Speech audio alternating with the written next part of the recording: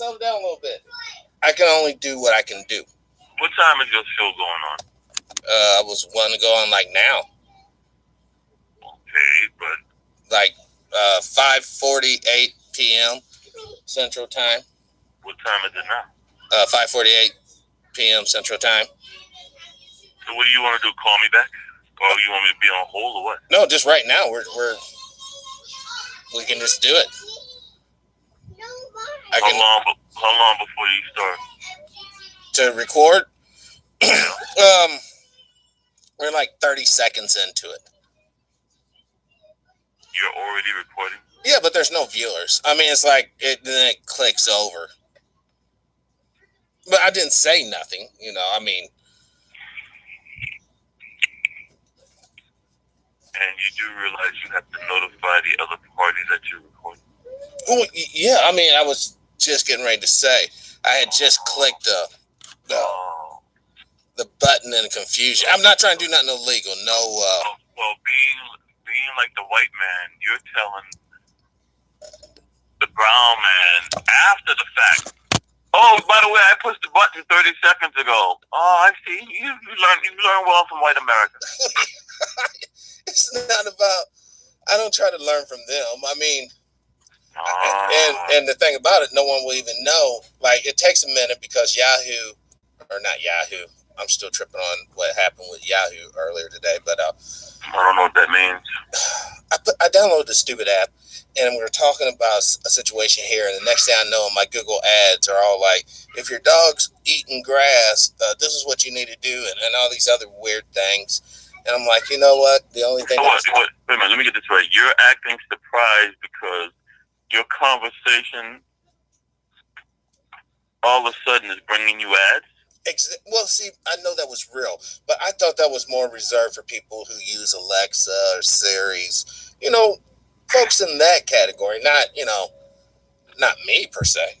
Oh, so you go out there and you do a radio show where you piss off white America, but you don't think you would be targeted. Oh, okay.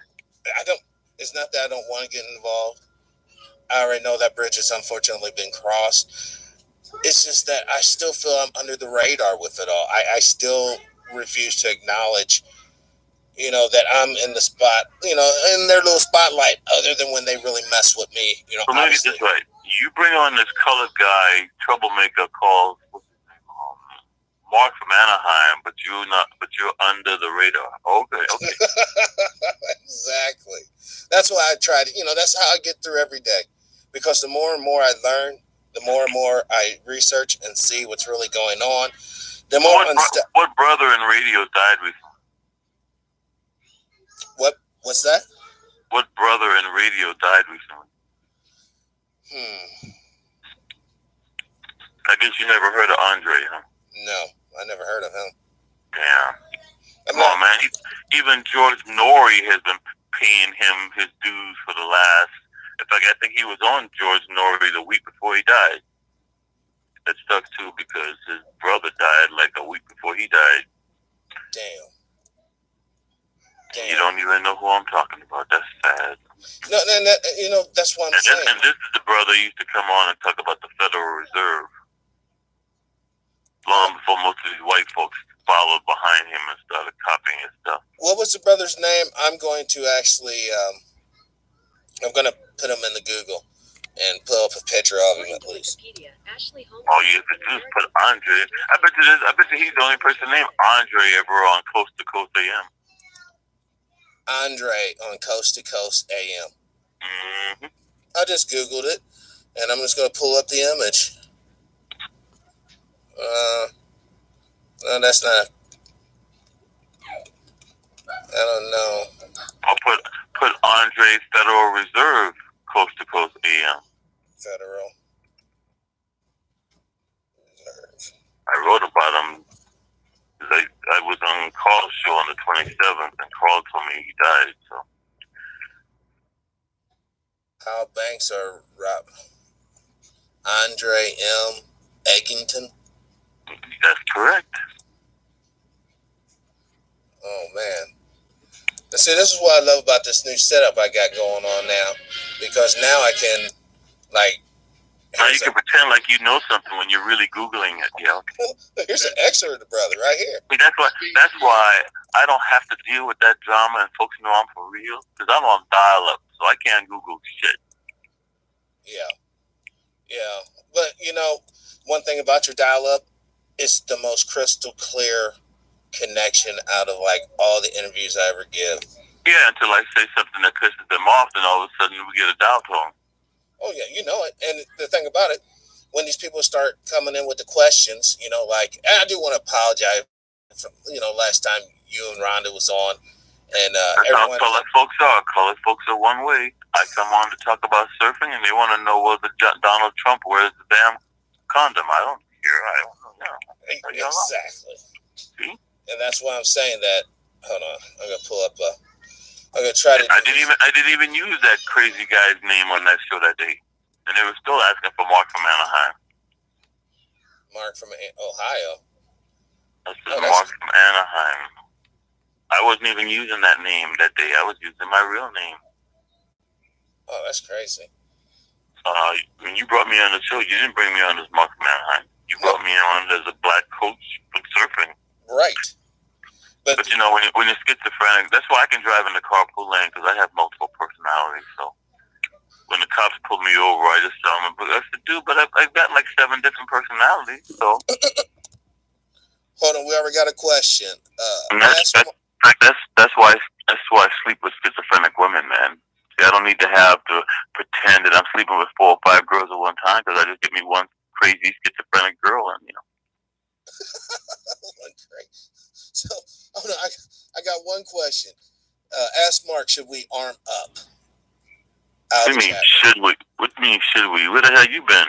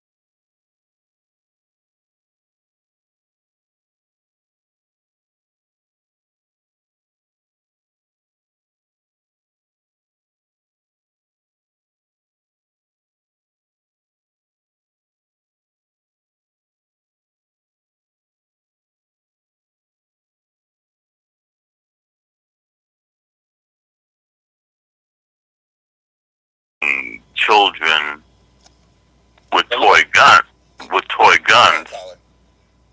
Excuse me? All right, continue, Mark. When folks back in the 90s were talking about cops killing people with toy guns, I would bring guns to class and show the recruits. A lot of guns out there that are real guns were not typical color guns. There were people who were selling guns that looked like toy guns, and they were 100% real. So what I'm telling you, since 1992, there have been all kinds of gun laws passed and gun laws changed, and each year there has been a little bit more restriction. buy a gun at the academy just 2 months ago. And do you know they would not sell me a gun at that academy?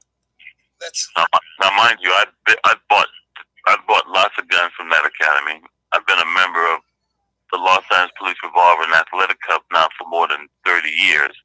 And do you know they would not sell me a gun? You should be on file as being good. And you know why they wouldn't sell me a gun? Why? When you sent me a surprise in the mail, where did you send it? Well, I sent it from my hometown. Okay, but where did you send it to me? Oh, to the post office box. And guess what? I don't use street addresses. I have never used street addresses. With my background, do you understand why I don't use street addresses? Oh, absolutely. And do you know the Police Revolver and Athletic Club at LAPD will not sell me a gun because my driver's license doesn't have a street address? Oh, you have your P.O. box. Oh. But you still have your service number, though. Dude, are you hearing me? They don't care. They know who I am. I see. Because that's another BS law that has been passed. So you can't even buy a place that I've been buying guns for more than 30 years, a place where I used to walk into their store and take guns off their shelf to use to teach LAPD recruits. And folks who've known me in that store for 30 years will not sell me a gun because my driver's license doesn't have a street address on it. Now, mind you, they know my street address because you can't even buy bullets now without giving them a street address. So they didn't have no problem selling me some bullets a month earlier and writing my street address down in their book since they never had it before. And even though they know my street address, and even though they can call down headquarters to LAPD and LAPD will tell them my street address, because I don't have a driver's license, picture ID with my street home address on it, they will not sell me a gun. That's what's going on in this country, dog. So while your listener is calling in and asking, should we arm ourselves? You should have been doing that 30 years ago. Because now it's becoming more restrictive, and keeping track of folks is becoming far more intensive. Hold on, caller. You're there. Now, caller, you still there? Yeah, I'm still here. All right, so Mark should be able to hear you now. The caller just said that he was basically a third. He's a young man, So a lot of these things you got to realize on this show, this isn't the seasoned crowd here. There's a lot of young. There is no seasoned crowd, and I never make an assumption. Go ahead, brother. But yeah, Mark, I've been listening to you for about the last 2-3 months now, man. Everything on YouTube that you didn't put up there or that anybody has put up, I've listened to. Well, good luck with that, brother, because I'm going to tell you right now, people over across the pond in Great Britain and other places are telling me they're no longer being allowed access to anything I've ever done. Now, mind you, I've never come on. I've never called on, and I don't share any sedition. I don't lie to the listeners. I don't come on and beat anybody down. I don't tell anybody what to do. I tell them to make up their own mind by going out and doing their own research. I've never made a recording of any of the shows. Other folks make podcasts and put it out there on the internet. But many of those YouTube that you might be referring to, I understand now being taken down. So you all better take advantage of it as much as you can. Because like I was trying to tell the brother here on the show, if Donald Trump passes the state of emergency, I don't think most people in this country have a clue what that means. Right. First of all, he can now control all television, radio, and internet. So would that mean martial law would kick in? I'm sorry? Would martial law kick in? He's asking, will martial law kick in? Who cares about martial law? What I'm trying to tell you, he don't need martial law if he controls all access to information. And that was made possible by past executive orders. So basically, we've been in martial law. We've never been out of state of emergency. Let me explain this to the listener, okay? What happened was this, okay? Back in April 1992, we had the largest civil unrest in U.S. history. Now, it kicked off here in Los Angeles, but it spread all over the country, and there were even places in Canada that had rioting, okay? But, the focus was L.A., because this is Hollywood, and. And just tell you straight out, look at the fire patterns back then and look at the Metrolink system today, and gee, it must be a coincidence. Because it's urban renewal. When people when these city planners get together and they plan the future, like the Jetsons, well, most folks ain't going to go along with just giving up their property. And they're going to be removed because that's the future. And that that Metrolink system was part of the future. In the old days, we used to call it urban renewal because, we colored folks used to call it Negro removal. Today, they call it gentrification. Now, I say that to you because it's just like in Chicago. In Chicago, you had Cabrini Green. Dude, Cabrini Green was such bad projects, man. And I remember being back in there in like 68, 69, man. Right. You had the Blackstone Rangers. Dude, the Black Panthers didn't mess with the Blackstone Rangers, okay? Because they morphed into things like El Rukin. But I say that to you because now Cabrini Greens is white, middle-class college students going to school. It's been gentrified. There you go. Look at Harlem. Thanks to, Bubba Clinton and Hillary and them. Look at Harlem today. Now, most folks don't know this, but we're celebrating the 60th anniversary of Motown.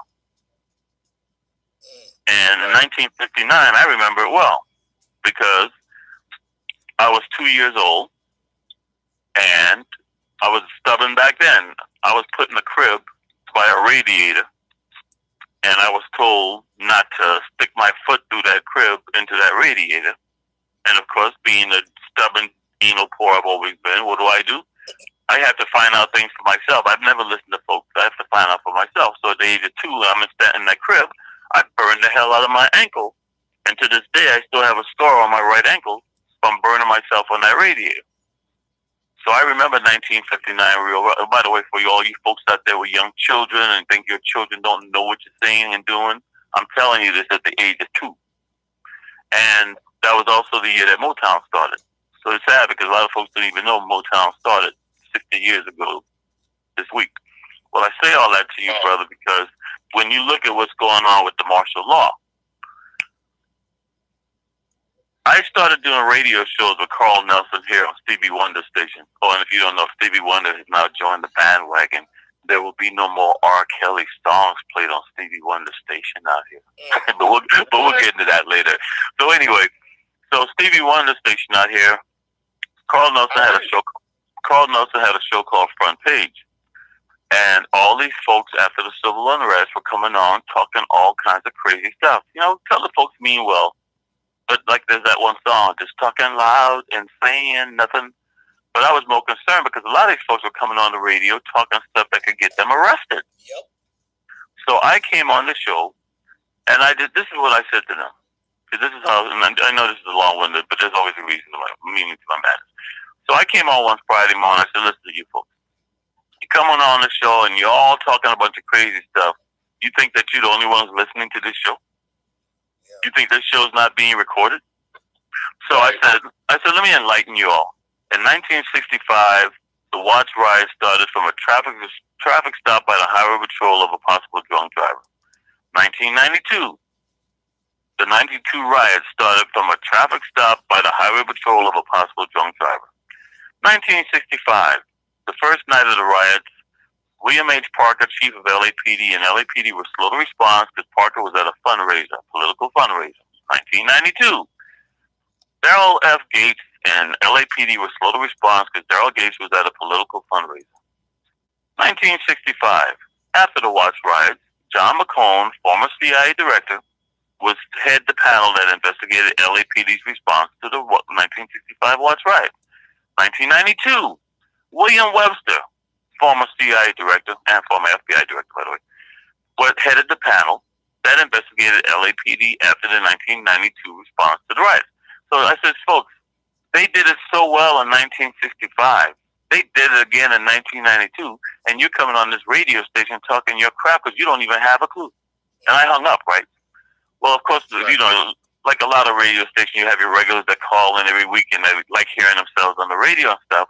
And they didn't know who the hell I was. And so these folks started doing some research and they were pissed because they're like, this MF is telling the truth. Because I never lie to folks when I come on the radio. So why am I saying all this to you? What I'm trying to tell you was, dude, these John Birch Society jerks were planning on sending this country into a civil war back then. Yep. But back then, a lot of us were still awake and didn't fall for the okie doke. Now, fast forward, you have in 2001 two airplanes that crashed into the World Trade Center. Now, mind you, I had been coming on Stevie Wonder Station with Carl Nelson, and anybody who listened to his show back then will tell you, I had been warning them about such a situation before that happened. Because the first time they tried to do something in this country to make it where we were going to go into that panic mode was the World Trade Center in 1994. Yes. That didn't work, so they went ahead and did the Oklahoma City bombing. In fact, you know, just pay attention to Hitler's birthday. When did Columbine happen? All right. When did Waco happen? And when did Oklahoma City happen? They always happen around Hitler's birthday. These Nazi bastards, they follow these dates and stuff. Okay, they're into that number stuff. So what happened with the World Trade Center? When that happened, George W. Bush passed the Patriot Act. So what I'm telling you, and what the brother alluded to earlier when he first started this phone call was, we have been under a state of emergency since 2001. Yes. Right. And every president that's been in the White House since George W. Bush has done nothing but enhanced it. Yes. Barack Obama is the one that facilitated most of what Trump is doing now. In fact, when Barack was doing it, all these white racists were calling him a dictator. He's like, oh, don't worry about me. I'm not going to use any of these. And they're like, well, why is he going to pass it? He's passed it for the guy who's coming after him. Right. So while people could sit here today and blame Donald Trump didn't get these laws passed. Donald Trump was facilitated because Donald Trump is the perfect person they want to come in to be in position when they decide to take this country down.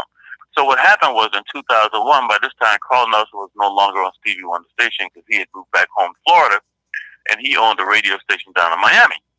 And I love that radio station because down there you have conscious black folks. You got people from Haiti, Dominican Republic, from South America, Central America, that's all Caribbean, that have all migrated to the Miami area.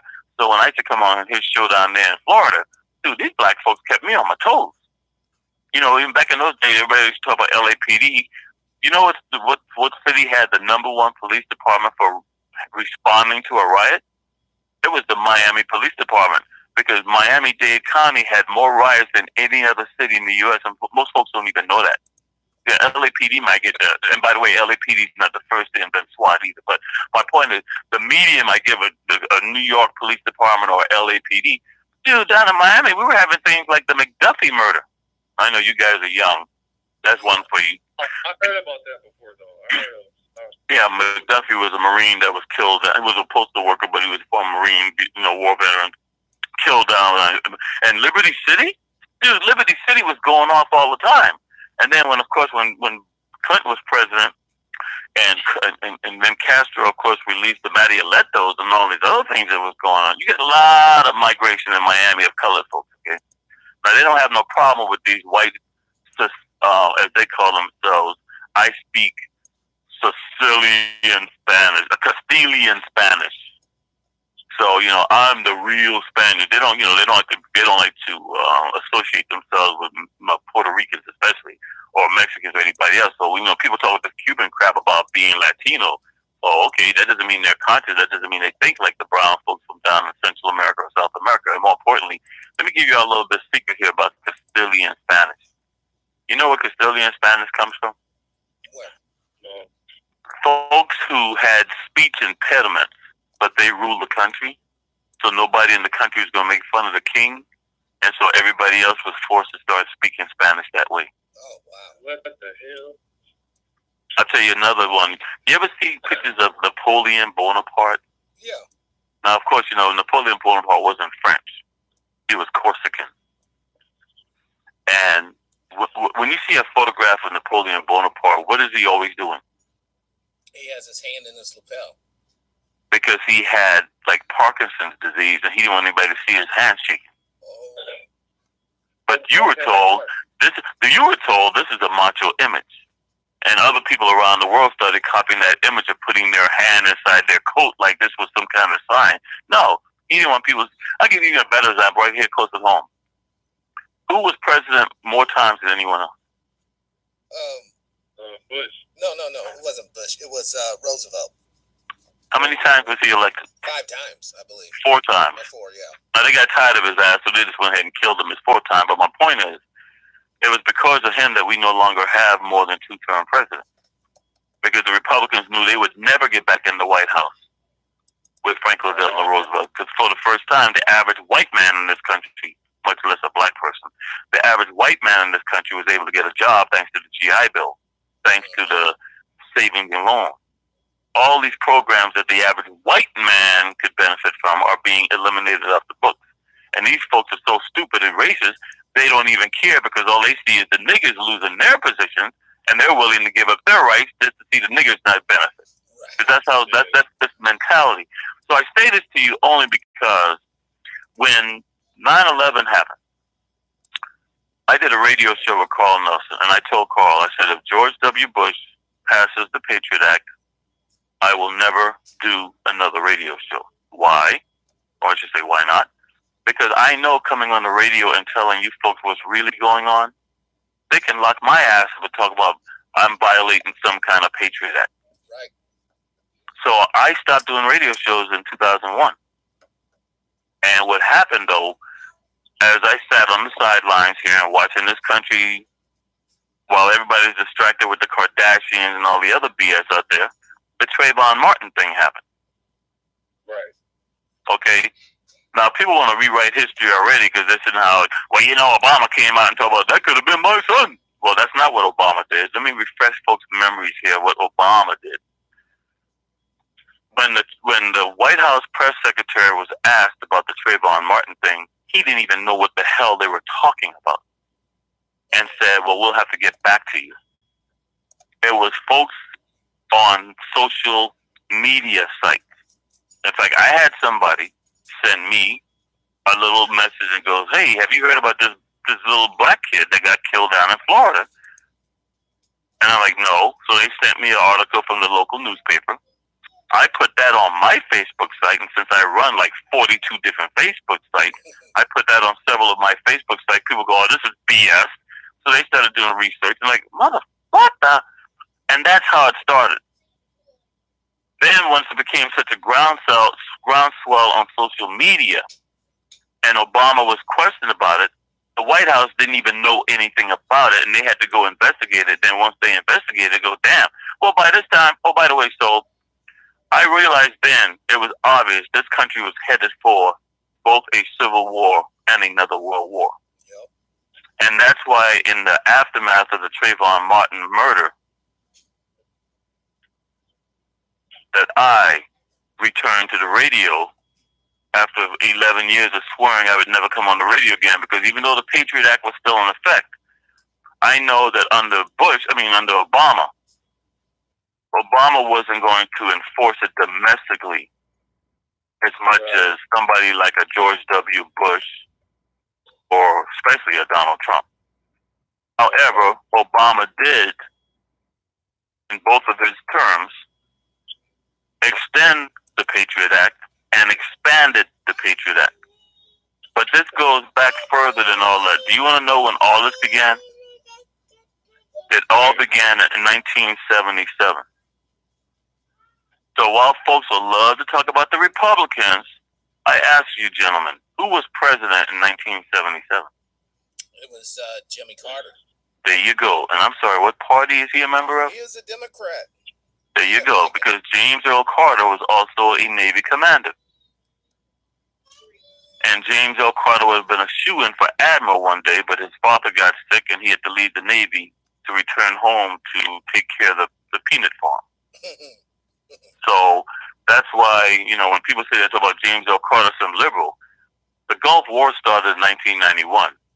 That was all planned and devised during the James Earl Carter years. Because we don't plan wars for tomorrow. We plan wars for 5, 10, 15, 20 years down the road.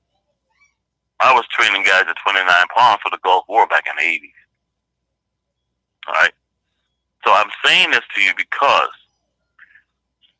regardless of what people want to say about slavery, yes, slavery was a major issue involving the first major civil war in this country. But that's not what the Civil War was about. Was either one of you gentlemen want to wager on what the Civil War was really about? It was really about the states having the right to basically go against what the federal government's saying that they should be doing. All right, and what do you say, brother? I was more leaning towards that answer. I think I've heard it repeated on the show before. The Civil War was about reducing the population. Right. Oh, wow. Because, one, the North had already moved into the industrial age. And where was the South still hanging on to? Agriculture. And who did the South use for their agricultural age? The black man and woman. The black family. So all the blacks were sent in the war. They don't need no niggers because now they had the cotton gin. Exactly. Automation. And the South had not moved into the industrial age, and the North saw the industrial age as the future. Because, see, Europe had already gone there. We were behind Europe. And when these white folks go across the pond, they don't like to be put down by their European cousins for how they're still living in the backwoods agricultural age. So to bring the United States into the industrial age, you have to give these folks a reason. You see the same thing in the drug trade. Back in the 80s, you know, marijuana was the big cash crop. You see movies like American Made. Those guys are bringing marijuana in. But then suddenly somebody devised a way where they can make cocaine real cheap and bring it out here on the market, and cocaine replaced marijuana. Well, when you have drug dealers making millions of dollars already, they're like, hey, we're happy with what we're doing. And these other guys are going, no, but we want you to push this product.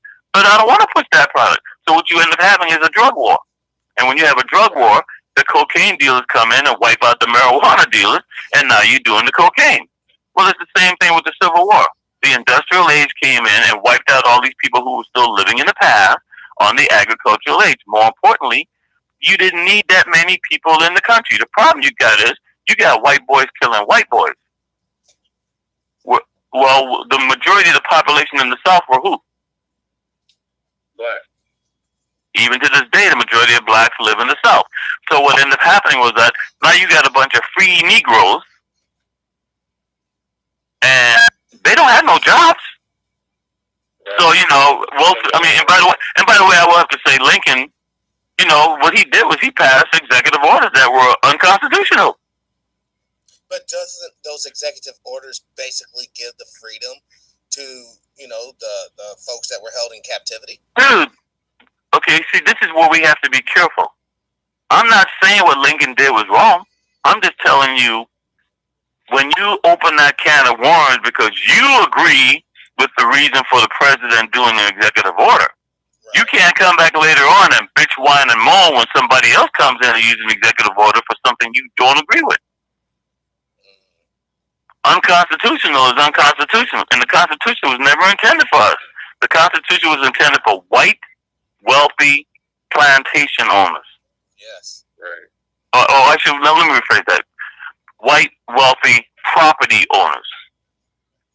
Right. Okay? All right? It wasn't meant for us. Women didn't even get the right to vote until 100 years ago. Yeah. So when that's not long ago at all. Right. So, you know, even though blacks got the right to vote, black women didn't get the right to vote. You know? So when people talk about rights, you don't have any rights. So when you come with executive orders were brought in because the Constitution was never intended for blacks, was never intended for browns, was never intended for Native Americans, never intended for Asians, and never intended for women. And it was never intended for the average white male. So I've said this on this show before, brother. People talk all this crap, you know, like, remember how proud everybody was of a Colin Powell? Because Colin Powell showed you how blacks in this country can make it. You know, I got a letter from Colin when he retired. But Colin was a general in the Army, Joint Chief of Staff Chairman, Secretary of State. Do you know what Colin even did to prove to them that he was loyal to the white man? What? In Vietnam, when he was a major, he's the one that covered up the My Lai massacre. So he was letting them know back then. And you have to understand something. Colin Powell during the Gulf War, just like Schwarzkopf, were knighted by the Queen of England. Now, I'm going to say some of this because I'm going all over the place, but I mean, like I said, it means to my madness. Something very interesting happened. Something very interesting happened during the Gulf War that most people, it went right over their heads. During the Gulf War, you had Schwarzkopf running the war. Remember that? Yes. Norman, whose dad was, a Nazi police officer. Then, of course, you had Szeliszkiewicz, who was the Joint Chief of Staff, whose father was an SS officer in Poland. Then, of course, you had, Weinberger. What kind of last name is that? Then, of course, you had Bush, whose family's money was seized by the State Department because they were still dealing with Germany during World War II. But my point is, and that whole war is because of the Saudis, because the U.S. didn't even get oil from Kuwait. Kuwait is not even in existence. Kuwait is Iraq. But that was the part of Iraq that the Saudis took over, so they just renamed shit. So it's Kuwait.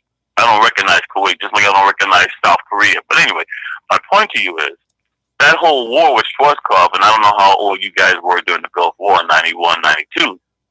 I was 3. In my 20s. But then you should remember Schwarzkopf had bodyguards with him the whole time. Well, I was actually... well, my point to you is this.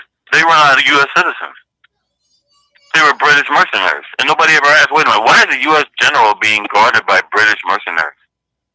Yeah. All right? Now, why am I saying all this to you? Because during that war, for the U.S. Armed Forces, it changed forever. Who is the top general for all U.S. Department of Defense personnel?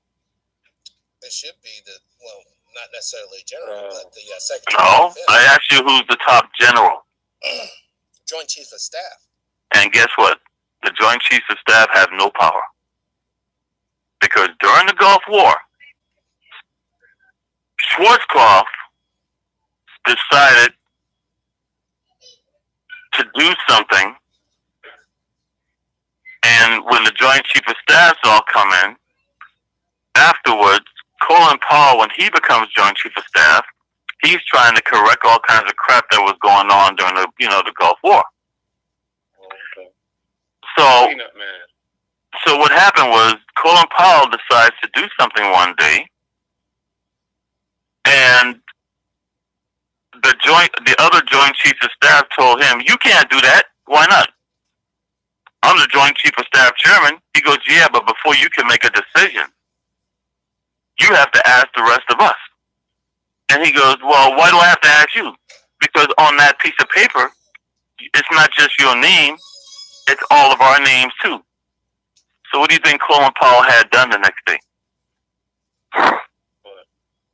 He had all the names of the generals and admirals on the Joint Chief of Staff removed from his stationery, and he started doing shit straight out the Joint Chief of Staff office because it only had his name on it, and he never had to go to the Joint Chief of Staff members for anything. Wow. All by simply removing the names of the Marine Corps Commandant, Chief of Naval Operations, Chief of Staff of the Army, etc. That's what happened, folks. Of course. That's what happened. I'm telling you, this happened under Colin Powell, and the U.S. citizens don't even know this. So what I'm telling you, when they run wars now, they don't ask these generals who are in charge, or the admirals who are in charge of their respective services for their advice. And even if they do, the Joint Chief of Staff Chairman, who they pick, will make his own decision, and then that's what he sends out on stationery that only has his name on it. Okay? So when you get somebody who's in there, who does only what this president wants that person to do, you have a dictator. Now, when you talk about colored folks, okay, the U.S. Armed Forces didn't officially integrate until the 40s. And the only reason blacks are even allowed in the U.S. Armed Forces is because of an executive order. Now, it wasn't always that way. Who was by far, people talk about Trump, because that's, this country has a short memory and most people don't read history. Who was the most racist U.S. president in history? I don't almost have to say Bill Clinton. What's wrong with you, man? Bill Clinton was the first colored president. But anyway, go ahead. Who was the most racist president ever in U.S. history? Ronald Reagan. Hell no. In fact, Ronald Reagan actually was in a movie one time where he actually fought against the Klan in a movie. I'm serious. So anyway, yeah, you check that one out. Check out Ronald Reagan Ku Klux Klan movie. You can see how Ronald Reagan fought against the Klan. Anyway, so my point is to you is this. When Barack Hussein Obama was in the White House, did he watch a movie in the White House? Oh, The Birth of a Nation. That's not what he watched. What movie did he watch in the White House? Well, that's one for you all to do some research. My point to you is he did that. He did that on like the 100th anniversary of Woodrow Wilson playing Birth of a Nation in the White House. Birth of a Nation was the first movie ever played in the White House, and Woodrow Wilson told people that was a documentary based on actual facts and truth. Woodrow Wilson was by far the most racist president in U.S. history. Also, the same president sold us out to the Federal Reserve. And if you don't know who Woodrow Wilson is, then you don't understand what's going on today. Okay, because that's what Donald Trump is modeling himself after. I'm saying this to you because when Woodrow Wilson left, they brought in Hoover. Hoover is the one that started the so-called Southern strategy. Because black folks were Republicans. Why were black folks Republicans? Because Lincoln was a Republican and Lincoln freed the slaves. However, under Herbert Hoover, Hoover tried to get those voters from the Woodrow Wilson background, and that's when he started the Southern strategy of catering to the white racists. So blacks began leaving the Republican Party under Hoover. So unlike this, and I really can't stand this guy because he's the number one progressive guy in America, Thom Hartman. Thom Hartman's full of shit. First of all, Thom Hartman's the son of a John Birch Society member. Well, his dad's dead now, but you know. So you'll never hear him mention the John Birch Society on his show. In fact, none of these so-called progressives will ever mention them because if you look at their background, they're all tied into the John Birch Society. I'm not making this up. That's crazy. Okay? And I challenge anybody to call me a liar because I don't share misinformation or disinformation. So what I'm trying to tell you is when the John Birch Society came around, they actually evolved out of stuff that was going on. They evolved from stuff that was going on all the way back from the Woodrow Wilson days that merged into the Herbert Hoover days because under Woodrow Wilson you had the stock market crash. And what happens is you always put a Republican in when you want to see the financial difficulties of the country, and then you put a Democratic in afterwards, and if that Democratic doesn't get the country back online, you blame the Democrat. So you look at Obama. Obama was blamed for the economy. You know, it was George Bush's administration that sent the stock market into 2007, 2008 meltdown. Right. And everything Obama tried to do, you had an obstruction Congress that tried to stop him, and they blamed him for the first 2 years for everything that was wrong with the economy. Well, you go back to the stock market crash back in the 20s. Herbert Hoover was the one who ended up taking the fall for that, and they've learned never again to put themselves in that position. So when the big boys already know they're going to screw over the stock market, because the stock market crash in the 20s did not happen by accident. When you got the Vanderbilts, the Rockefellers, the Mellons, the Carnegies, those motherfuckers run things, okay? In the 1990s, well, I just asked you guys this, because we talk about Wall Street all the time, all right? Yeah. There's a group within Wall Street, because they always talk about, well, you know, this today on Wall Street, blah, blah, blah. And also on, why do they tell you NASDAQ, but then they tell you somebody else too? Why? If you're not a blue chip stockholder, you're not a player on Wall Street. And what these boys did in the 20s was, they set the Wall Street to crash, because then they can come in and buy up all those stocks real cheap. That's how you eliminate your competition. See, the wealthy folks, they may lose $300 million, but when they've got $30 billion, it ain't no big deal for them. See what I'm saying? Yeah. So when you talk about the wealth in this country today, okay, And people go look at a guy like Steve Jobs or whoever. Dude, their money is nothing compared to the money that the Rockefellers, the Carnegies, the Mellons, the Vanderbilts, and those folks had back in the 20s. Seriously. Man. If you look at the wealth that those folks had back then based on the dollar value today, we're talking like 60 billion to $1 trillion. Yes. No, I'm serious. So these folks, they purposely caused the stock market to crash, and it took down a lot. These folks don't care. They live behind their gated communities and their mansions that are actually castles. If you look at you look at some of the houses even out here in Beverly Hills, these things are the size of a castle. Yes, they are. Yeah, they are. All right, they don't live your life. Now, Donald Trump has always been a fake. See, Donald Trump has never been wealthy, and there's a big difference between being rich and being wealthy. There are folks who get magazines that you've never heard of and you can't even read because you have to make a certain amount of money in this country to even be on their available list to even get a subscription to this magazine, okay? In fact, there's a magazine called Billionaire. What's it? Oh, Billionaire magazine? Yeah. Like $10,000 a year subscription. It's really okay. Mark, I got two questions. It's probably two. Hold on, let me finish. I'm just sorry because my point to you is this: when you look at what's happening with reducing the population for the Civil War, okay, then we had another reduction of the population. That was World War I. Right. Because, like I said, Europe was going into the industrial age. They didn't need all those useless eaters. Now, we didn't use that term until Hitler, of course. So, what you happen is 20 years later, because people are fucking like rabbits again, you got to reduce the population.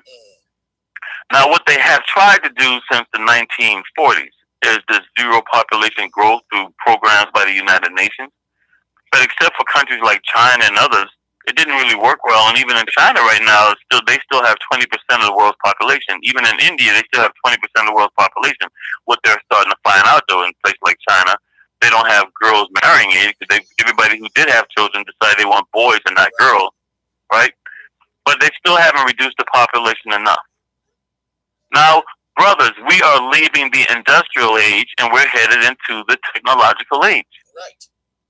By the year 2035, right now, as we and I are speaking, a minimum of 40% of all jobs that human beings are doing will no longer be done by humans. Right. So I'm going to ask both of you. I'm going to ask you this question. If you have a large population of people and there are no jobs and they will never work again, what do you do with them? You have to kill them. You have to kill them. And that's where we're headed. They can make up all the excuses in the world for what they're doing. They can piss you off any way they want by putting a racist, misogynist bastard in the White House, but the ultimate game is still the same. Around the world, capitalism is not working, it's collapsing, and you've got a whole lot of useless eaters. And that's the point. That's why it's important to prepare, or should have been prepared. We're sort of like the whole I feel you, man. Chicken Little 100%. I definitely think that, with everything you say is right. But the two questions I was alluding to is really one question, but it's two. How did Harvey Weinstein come out of his situation victorious, but R. Kelly's getting all this flack? And do you think all of this is part of the government shutdown with the media to control what's going on and what we see? Okay. This is a racist country. Always has been, always will be. Because the people who consider themselves discovering this country were racist. And Christopher Columbus did not discover this country. But everybody who came here, they came under the banner of Christianity, and the church told them, you have been ordained and you have permission from God to go out, and anybody who's not a Christian, you have a moral obligation to either subjugate them or exterminate them. All right? Now, of course, these folks aren't the real Christians. They stole Christianity from the continent of Africa, brought it back to Europe, and made it up to be their own thing. But my point to you is, that's what was going on in this country. This country responded basically on slavery, illegal trafficking of rum and illegal trafficking of tobacco, which was illegal in a lot of countries. So that's how these white boys made their money. And in Europe, once again, population control. When all the jails in Europe were getting full, they decided, hey, we'll cut a deal with you. Take your white ass across the pond, and we'll let you out of jail. So they just emptied the jails all over Europe, sent them on ships, and people came. So a lot of these motherfuckers who come over here, they started over here as criminals. Right. Same thing in Australia. Australia was a penal colony. Yep. Okay, so that's who you're dealing with here. Most folks who live in a comfortable world are not going to give up what they have to go to some strange new land and start all over again. The people coming over here were either under criminal persecution or religious persecution. Right. That's who came here. So when they came to this country, they already had issues. And they always saw you as the heathen. That was a popular term for what they call Native Americans, the heathens, or as we call them, indigenous folks. So to have a heathen, you have to have a poster child. You don't put no white man up there on a poster. Now, don't think Europeans didn't have their own issues, because before blacks were niggers, the Irish were the niggers. So when Irish came to this country, Irish and Italians, they were getting killed left and right too. That's why they no longer identified you by the country you come from. They started identifying you by your color. Right. No other country identifies people by their color. That's why even today you have blacks come over here blacker than black from other countries, and they don't even know what it's like to be black, because they're not used to being identified as being black. They're used to being identified as a Cameroon or a Brazilian or whatever. But when they come to this country, they're nigger. When they go to South Africa, they're bloody keffa. All right? And so they go into shock when they come over here, because they like, huh? What?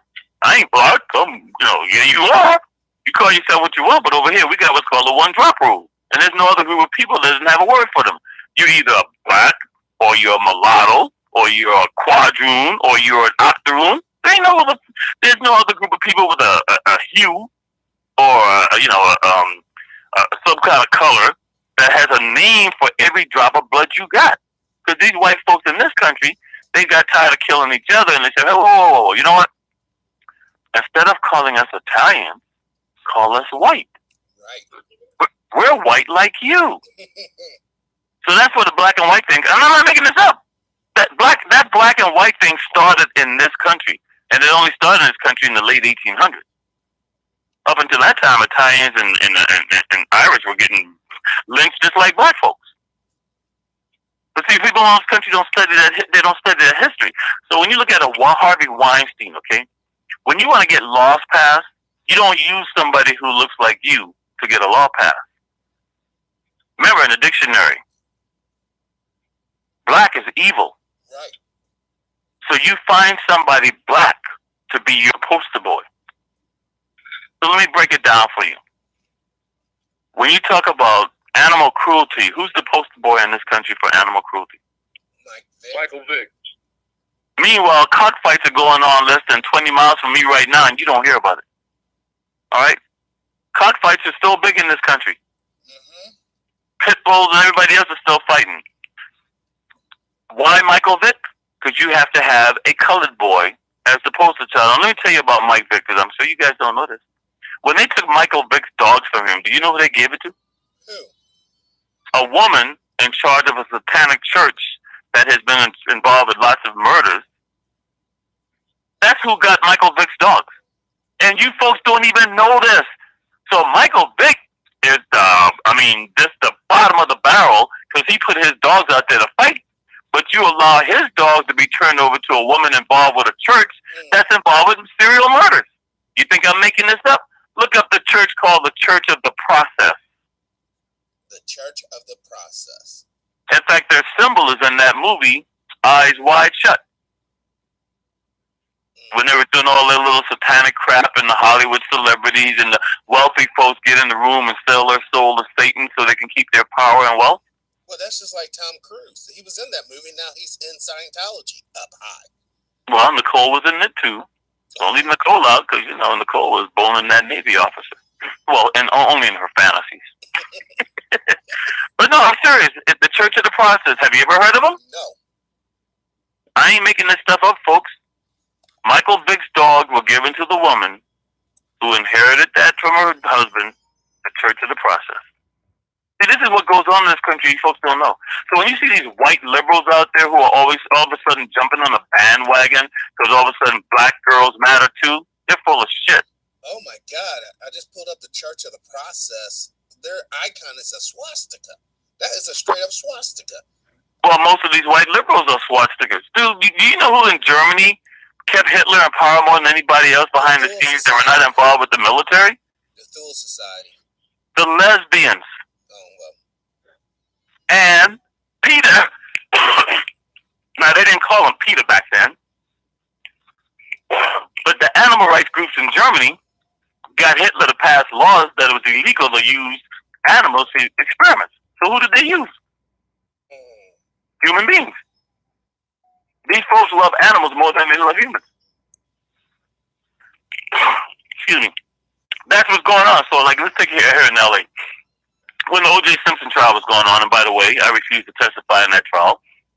The only thing I ever had a big argument with Dick Gregory was about with the O.J. Simpson trial, because, Dick meant well, but sometimes Dick would get his information from people who were not reliable sources. And one of the things that Dick Gregory was telling folks was Nicole Brown Simpson had been the victim of a Colombian necktie, and also that her breasts had been removed by knives. And that wasn't true. And I know, because I saw all the autopsy photographs. I refused to testify in that trial, but I had to call Dick and tell Dick, I said, Dick, stop telling folks that stuff, because it's not true. And Dick, knowing me, and knowing I'm not going to lie to him, but sadly the damage had been done because he'd been going around the country. And I don't know. And see, this is the problem with information. You'll have people out there who plant information knowing that it's a lie, knowing that you're going to go out there and repeat it so they can destroy your credibility.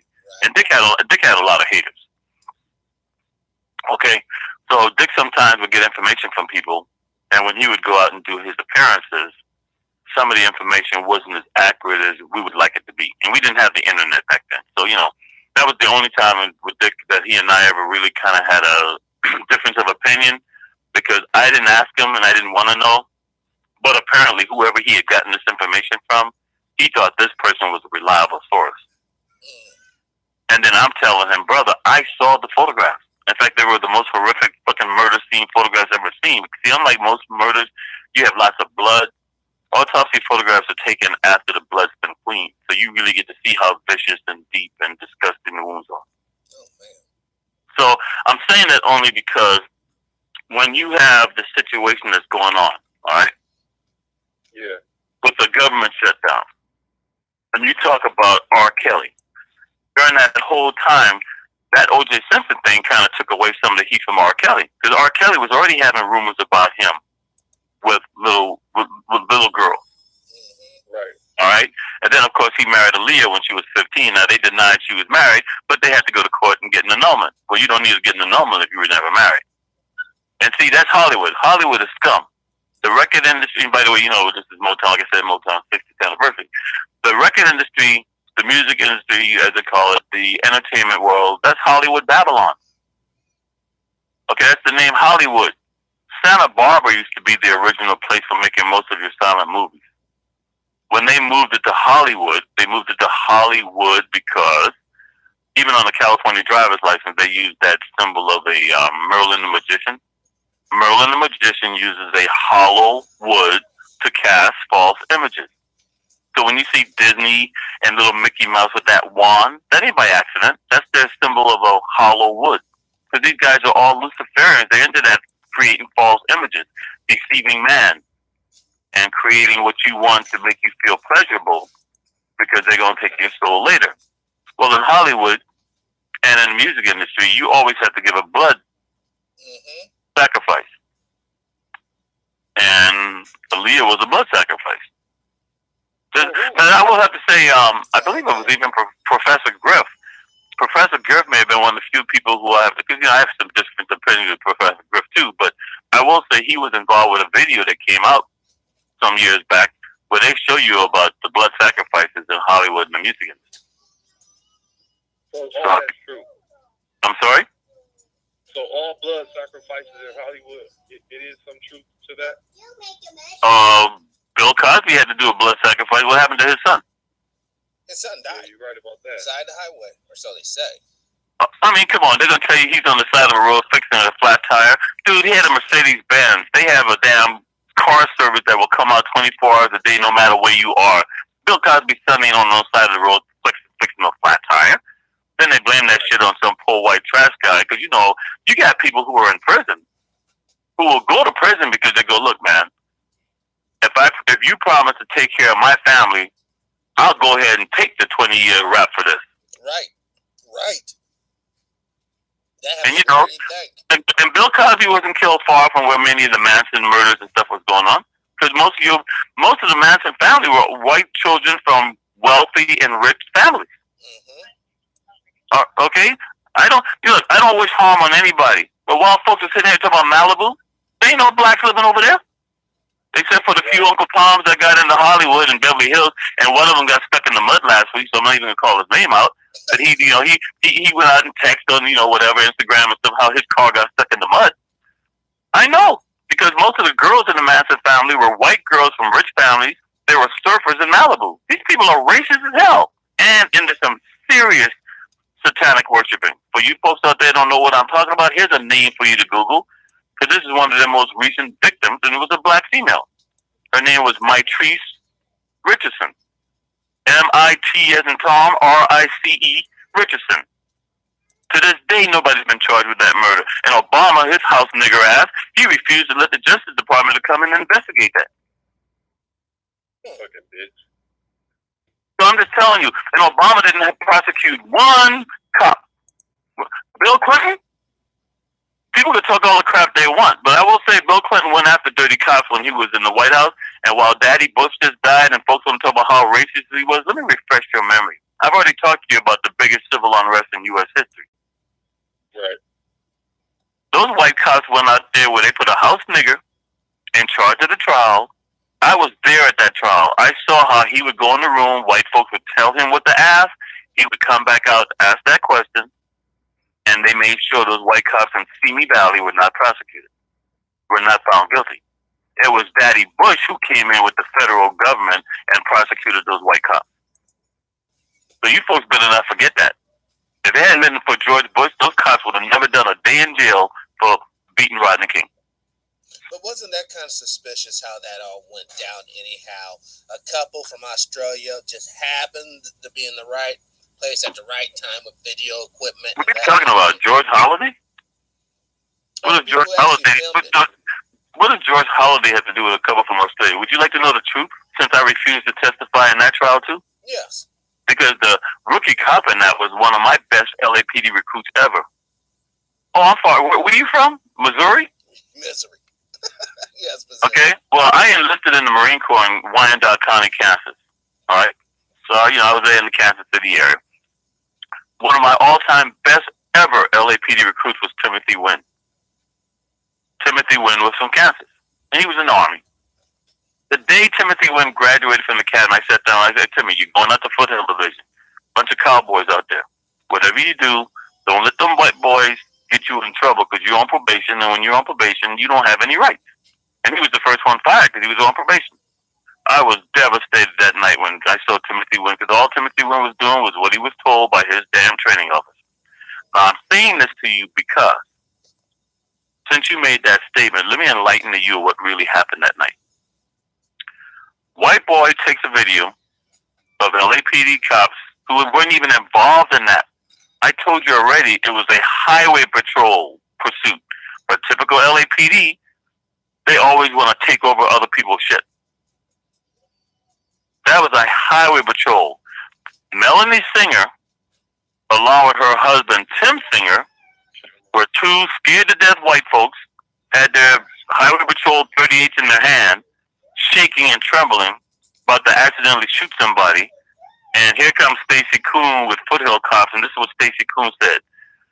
Because, this is what LAPD considers highway patrol anyway. Out here we call them highway patrol, but most people, we call them AAA with a badge. Okay? Put your guns away. We will handle this. Put your guns away. And they did handle it. to the tune of $15 million. So what I'm trying to tell you is, if LAPD had let Chippies handle that, you wouldn't be talking about Rodney King, because he'd be dead. Meanwhile, they go out there, and most of them don't even have the proper training. It looks bad on video, guys, but their baton swing was so ineffective because they don't really practice the way they should, that it didn't have the effect. It looks bad. In fact, there are white cops down the south go, I heard about something beating out there in L.A. Man, we saw that nigga boy, that ain't no beating. You all come on down here if you don't want a beating. I ain't sitting there. White cops tell me that. Direct quote. Anyway, my point to you is this. Let me tell you, there's so much about this. So that very night when that was going on, guess where Daryl Gates was? Where? Washington, D.C. Guess who he was meeting with? Bush. Daddy Bush. Because Daddy Bush was going to promise Gates a job in his cabinet. Now, rumor had it was been FBI director, maybe CIA, right? Right. Daddy Bush lands, Daryl Gates lands in L.A. And it went from being appointed to a federal position to Daddy Bush coming on TV saying, Barbara and I saw that beating in L.A. and we almost threw up. And Daryl Gates never got that federal job. So what I'm trying to tell you is, let me just tell you the part of the story that I guarantee you've never heard before. Whoever George Holliday is, since the brother there wants to talk about conspiracies and Australian couple, George Holliday took the only copy of that video down to Foothill Station and tried to give it to the LAPD white front desk officer. What do you want? Can I help you? Yeah, there was some incident that happened a little while ago down there with some of your officers, and I videotaped it. I want to mind your own fucking business and get out of here. Well, you don't want this? I done told you, get the fuck out of here and mind your own business.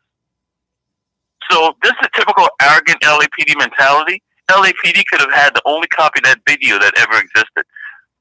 They were so, now mind you, this is a white boy. They were so, the George Holliday was so offended by the way this white cop at the front desk treated him, he went to Channel 5 News. KTLA. Oh, which, by the way, I should tell you this. I've never had satellite, never had an iPhone, never had an iPad. I have no cable since '89. I can get KTLA right now because I don't have a contract with Spectrum. What I'm telling you is all these folks with their satellite dish and cable and apps, and they have Spectrum. Spectrum's been in a contract war with local Channel 5, KTLA Channel 5 News here for the last 2 weeks. And people here in LA can't even watch Channel 5. They can't even watch the local news with their high-tech crap. I can sit here with my rabbit ears, by the way, hooked up to the back of my VHS VCR, and I get all the local TV stations. Imagine that. But that's what happened. I hope that answers your question, brother, about the suspicious George Holliday in the video. LAPD could have had the only copy of that video that ever existed. Instead, he went to Channel 5 News, and the rest is history. But what do you think? They just would have taken the video and, destroyed it. I'm sorry? If they would have had the only copy of that video. That's what I'm trying to tell you. That's karma right there. God wanted that video out there.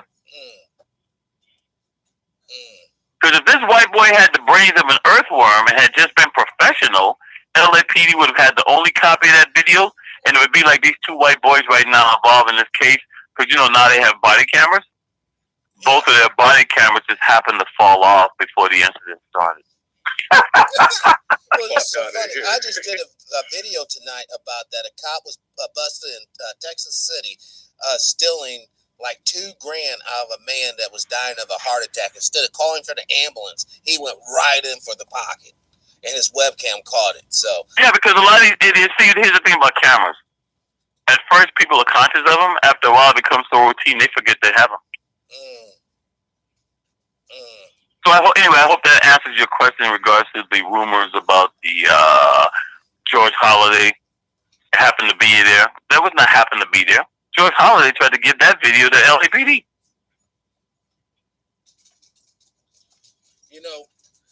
Oh, I'm sorry. You didn't know that story before, have you? No. Don't worry. There's a lot of white folks listening right now, or who will listen to this going, motherfucker. You know. Oh, and by the way, I run 3 LAPD Facebook sites, one that's close to the public, but so what I'm telling you, I've already put out there. I don't give a shit. And they hate my guts, but they read all my stuff and they can't kick me off because I'm the administrator. And you also run a couple overseas. I don't know what you're talking about. But after this show, which was not planned, I probably won't have access to my Facebook again for the next 2 weeks. So, you know. And you know what? This is not even funny. But so what I'm trying to tell you all, if Donald Trump enacts the state of emergency, it's a wrap. He will have control over all internet, all television, all radio. They've already sent you the test. Don't you remember when you get that little text message from the White House a couple months ago? Yes, I do. Yes, Damn. I do. And notice how he's telling you he's going to cut off the money for FEMA to California? First of all, FEMA is not even a federal agency. What is it? Mark said that's why we got that alert on our phone. Yeah. And that's why I try to tell you folks, when there's a natural disaster, everybody tries to make a phone call. They can't get through, right? But guess what? You can still text. Yep. And the reason you can text is they want to be able to send you there. Go to the concentration camp. This is the location. Oh, stop, Mark. Stop. We will take care of you. Food and water will be available at the shelter over here. But, you know, you guys are throwing so much, because everything is so interconnected. What I'm just trying to tell you is, folks have no idea what that means. There's like 168 laws that you have no idea that Trump will have the power of. So let me just enlighten you. You asked about FEMA. FEMA is not a federal agency. Is the Federal Reserve a federal agency? Nope. Then why do you think FEMA is a federal agency? Because it has the word federal in it. You mean like Federal Express? Exactly. Well, so let me tell you about FEMA. Remember I told you earlier about James Earl Carter? Yes. Guess who created FEMA? James Earl Carter. And when he created it, why did he create it? I don't know why. Why? To handle natural disasters. Earthquakes, floods, tornadoes, hurricanes. Black folks. And why didn't... No, stop. Just listen. Stop waiting to talk and listen. And what happened to Jimmy Carter's re-election? It was foiled. Why? The Iran hostages. And why was it foiled? Well, Ronald Reagan basically worked it with the Iranian government to not... No. Who was Ronald Reagan's campaign manager? Oh, my God. Poindexter? William Casey. Oh, Casey, yes. Do you remember who William Casey was? Not right offhand. I know that name's familiar. Have you ever heard of the OSS? Yes. Office of Strategic Services. You know anybody who had many mentors within the OSS? I think I know somebody from Anaheim. So you think I might know what I'm talking about? Yes. After he got Reagan in the White House, Reagan appointed him director of CIA. During the Iran-Contra, he decided to come clean, so he had a convenient death and died less than 72 hours before testifying in the Iran-Contra hearing. If you go back and watch the movie Godfather 3, you know, the only movie that talks about the Knights of Malta. Right. In the movie, Andy Garcia says, first of all, you know, Michael Corleone, of course. Michael Corleone's like, who's trying to stop me from becoming legitimate? And Andy Garcia goes, P2. P2 stands for Propaganda Dewey. Propaganda Dewey, you'll never see this in a Ron Howard movie about the Vatican. Propaganda Dewey, P2. Those are the Knights of Malta. Those are the guys who stole all the money at the Catholic Church back in the 80s. You don't mess with the Knights of Malta, okay? Propaganda Dewey, that's guys like Berlusconi and those guys. You're talking about banking scandals like BCCI and Inslaw and all the stuff that you don't want to even know. Well, maybe you want to know. You ever see the movie Swordfish with John Travolta? No, I haven't. He should, because that's the movie where Halle Berry takes her top off. And I'm like, why would Halle Berry take her top off in a movie? And I'm thinking, why would Halle Berry take her top off in a movie? Because the reason why most black and brown folks don't make it big in Hollywood, because they got that grandmother at home who don't want to see them doing that nasty stuff on TV or in the movies. Right. Well, Halle Berry was loosely playing the character of a woman from Israel who was an intelligence agent and also a major player within the drug cartels. The nickname was Butterfly, and she used to ride horseback on beaches topless. If you don't know that, you don't know that. I highly recommend you guys see that movie. Halle Berry, Donald Cheadle, John Travolta, Swordfish. Swordfish is a real operation. It is? Oh, I just said it. Let me say that again. Let me be more slowly. Swordfish was a real operation. Swordfish real. In fact, Grenada, you go invade Grenada so you can take advantage of the offshore bank accounts to launder all the money you stealing from the savings and loan banking stuff in this country. That Swordfish is a real operation.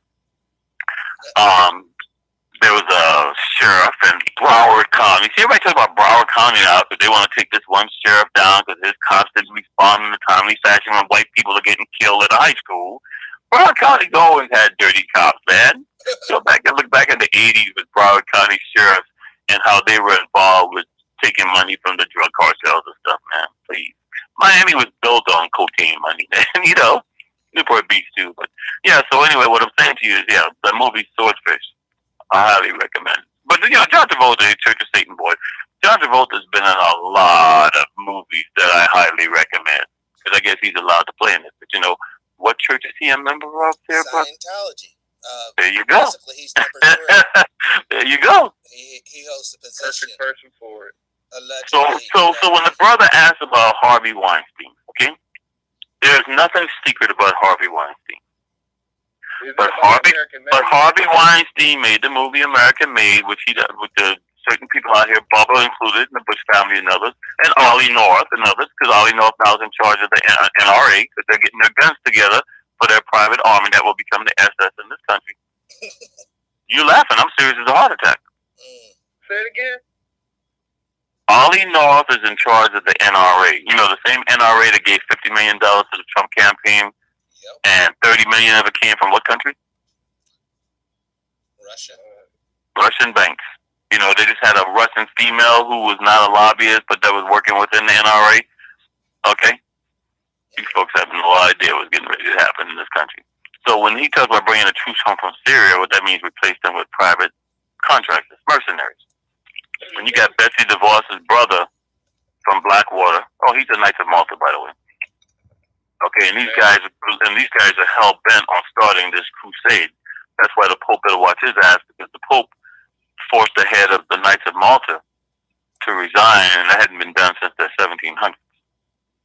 So this Pope is not a very popular Pope among the John Birch Society and the Knights of Malta. And the Knights of Malta have diplomatic immunity anywhere to go. Guys like Al Haig used to be Knights of Malta. But and my point to you is all this.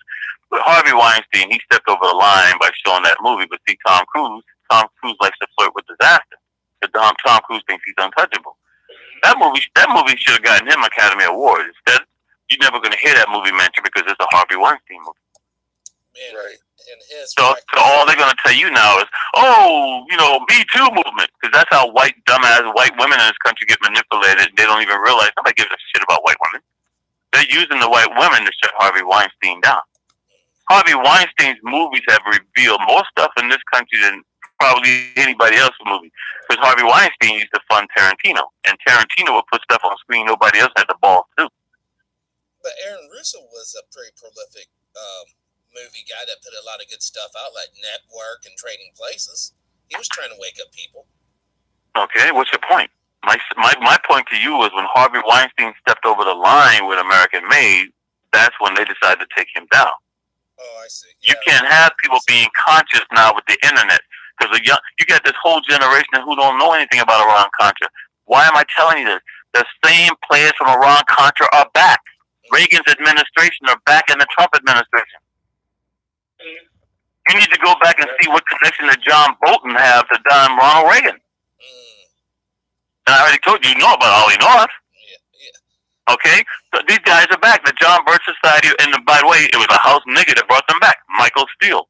Yeah, Michael Steele was the chairman of the Republican National Committee. He's the one that brought them back into the mainstream Republican politics, and as soon as they did, they got rid of Michael Steele. Now he's on MSNBC acting like he's some, left-wing or progressive talk show, whatever. And then when they had the Republican National Committee Black Achievement Awards, he wasn't even invited. Damn. But this is what they do. They always use somebody like who looks like us for our demise. All the stuff Trump's doing, who did they use to get those laws passed? Obama. And black folks, don't say nothing bad about the brother. So coming back to your R. Kelly question, everybody knew R. Kelly was scum. Don't say nothing bad about the brother. Why you got to bring a brother down? He ain't no fucking brother. He just happens to be Luciferian with black skin. Look, see, some has said he was a victim of molestation. Okay, what's your point? Well, it kind of goes back to how... So that justifies what he's done? No, absolutely not. I can go... This is like going to court tomorrow and go, well, it's not my fault because of my childhood. It's not my fault because of my relatives. It's not my... Come on, folks. You got to be responsible for your own actions. You want me to tell you how bad my childhood is and how white folks taught me? I guess that justified me going out now and slaughtering white folks? Come on, give that a rest, man. Stop using that white psychopathing bullshit. Right. And besides, we're never going to be allowed to use it anyway. Exactly. That's the whole point right there. They're going to use R. Kelly as the poster child because right now Manafort has squealed. Other guys close to Trump have squealed. And while you're sitting here talking about R. Kelly, have you ever heard of the Church of the Jesus Christ Latter-day Saints? Yes. Yes. And how many of those guys have 10, 15 teenage brides and shit? Oh, that's part of the doctrine. Oh, and have you ever heard of the Catholic Church? Yes. And they're fond of the younger boys. Have you ever heard of Penn State? Unfortunately, coaching, hanky-panky. But have you ever heard of the Lolita Express? Yes, the flight of this debauchery with rich folks. So if anybody's going to be the poster boy for a sexual predator, it would be Jay Epstein, correct? Correct. And who is two of his frequent flyers? Oh, well, one was Clinton and... Oh, my God. Shit. I just can't think of the other one right off. Let me refresh your memory. He's sitting in the damn White House. Donald Trump. Thank you. And you think Harvey Weinstein doesn't know this? You guys have no idea what's getting ready to happen in this country. See, I don't care. I partied like a rock star. I was a major slut. Dude, the Civil War comes tomorrow. Bring it on. If we can't get along, let's get it on. Yeah. I've already lived my life. I live every day as if tomorrow could be my last. It's these young folks who still out there want to have babies and stuff going to be having the gnashing of the teeth.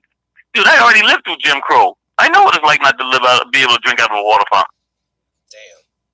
And that's you the folks that grew up thinking you had equal rights. So you're the one going through shock. Yeah, I've always known we didn't. I've always known we didn't have no equal rights. Why did black folks even lie to the younger folks back in the 70s and shit and give that person? They didn't lie. They just didn't bother sharing the information. Like, don't give them the bad news. Hey, don't bring the brother down, man. Okay. They think they're sheltering you. They ain't sheltering you. They're preventing you from being able to defend yourself. Look, man, we didn't have no scared to death niggas back then. How the hell did we make it through the civil rights movement when you got Bull Connor turning dogs loose on you? You think these black folks, all these Black Lives Matter folks talking a lot of shit. You let these white cops turn some dogs loose and see how long they still out there. But see, they don't believe that could happen today. It can, and it will. Yeah. It will. Do you think we I try not to think, brother. It gets me into trouble. The caller wanted to know, do you think we have the manpower to win this thing? Who's we?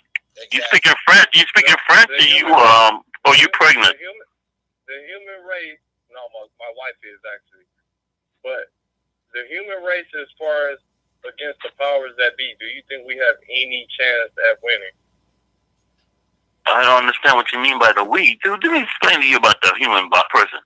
The human person is very shallow. The average person can talk a lot of smack, but when it comes down, United States citizens, rather. I'm trying to ask you a question, brother. I'm trying to ask you a question. The average person doesn't give a rat's ass about anybody else. When it comes down to it, it's all about what's in it for me. And when the shit hits the fan tomorrow, okay, let me explain this, okay? We've had a government shutdown now that's the longest in U.S. history. Yes. How does that affect people on WIC? It's going to affect them quite drastically. The WIC's one of the first ones to lose funding. You do realize that 20% of all active duty U.S. armed forces have families on WIC, right? No, I did not. I'm sorry, was that a yes? Was that a no? Did you even know that? No, I did not know that. That's a damn So why aren't the Democratic Party out there using these military families and going, look what Trump is doing to the military? Because they always so, thank you for your service. You go on any armed forces bases in this country, you will find a WIC office. Damn. That's how embarrassing it is, because 20% of the population within the U.S. armed forces on active duty qualify for food stamps. If you use those families and tell people what's going on with them, this shit would be done overnight. You don't see the Democratic Party doing that because they're part of it. Right. So what I'm trying to tell you is that there is no enough people in this country to stop it, because the average person doesn't even know what I just said to you, brother. The average person only knows about Kim Kardashian, the Chargers are in the playoffs, and R. Kelly. Bad, man. And this shit is sad, man. I got it pulled up right now. You have what? You have what pulled up? I have the stuff with the military family pulled up. The TV viewers can see all these different images of military families on WIC. I don't make this shit up. This is so sad, utterly disgraceful. So if they were to put those images out there, this government shutdown would end today. You don't see them doing it. No, you won't. And you didn't know that till I told it to you. No. And I don't even have a satellite. I don't have cable. I don't have an iPad. I don't have no apps. I'm on a bloody dial-up phone, and when I go on the internet, I'm still using dial-up AOL. And yet you guys are coming to me for information? There's something wrong with that picture. This is the state of You're the only person that's giving us a word. But what I'm saying is, the more technology you get, the dumber down they make you, because they distract you with all the shiny lights and gadgets. What I'm telling you ain't that shining, is not bright and attractive. Right. And people don't want to hear this kind of stuff because this brings them down. See, this is reality. See, we're all living a fantasy. The average of family in this country right now does not have $1,000 in a savings account. So why are people acting so shocked and got the audacity to go on radio and TV going, well, there's a government shutdown. Why the hell are they already getting notes about their car notes? They should have money in the bank. That's pretty sad. That tells you right there how much they don't give a shit, because it hasn't affected them yet. Right. See, this is no different than going after the brown immigrants. Them people. This ain't no different than Germany. Go after the Jews. Them people.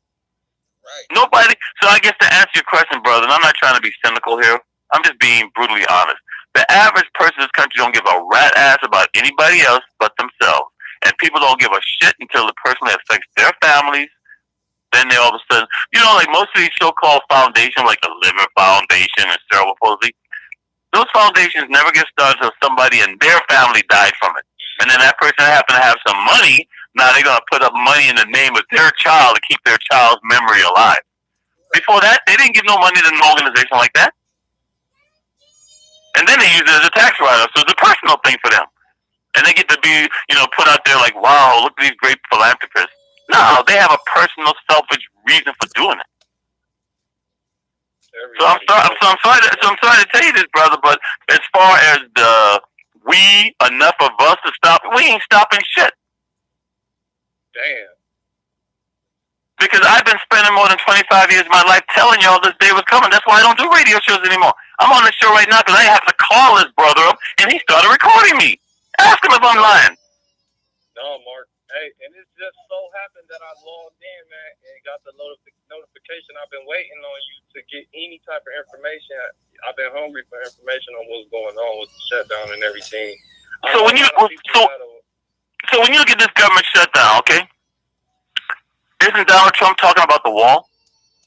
Yes. Yep. isn't the wall supposed to be about protecting the country's perimeter and all that stuff? Right.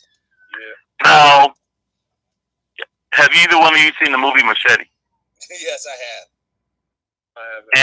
And didn't that movie come out like more than 5 years ago? Yes, it came out a long time ago. And who made that movie? Rodriguez. With whom? With Tarantino. Harvey Weinstein. This is what I'm trying to tell you, dude. Those are the movies that Weinstein and them put out there. And while you think it is entertainment, that fucking movie told you about the wall back then. Wow.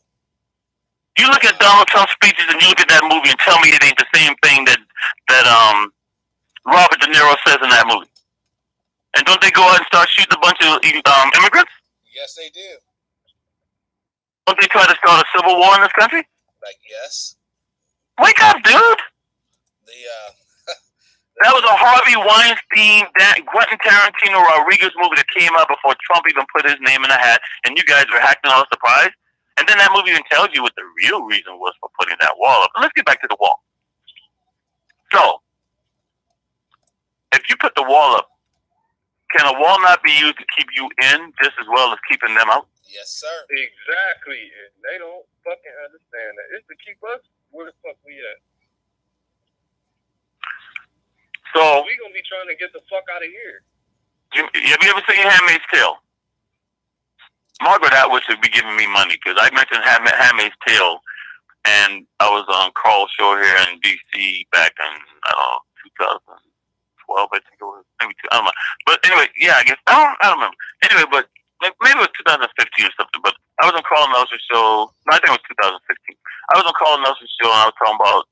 Somebody asked me, "Well, where do you see this country headed?" I go, just go out and get the movie Handmaid's Tale. And some guy called in after the break, and he goes, "Hey, y'all don't know this, but we're doing Handmaid's Tale right now." So on Carl Nelson's show, that tells you right there who's listening, because here's a guy from Hulu who came on Carl Nelson's show and told us before anybody knew.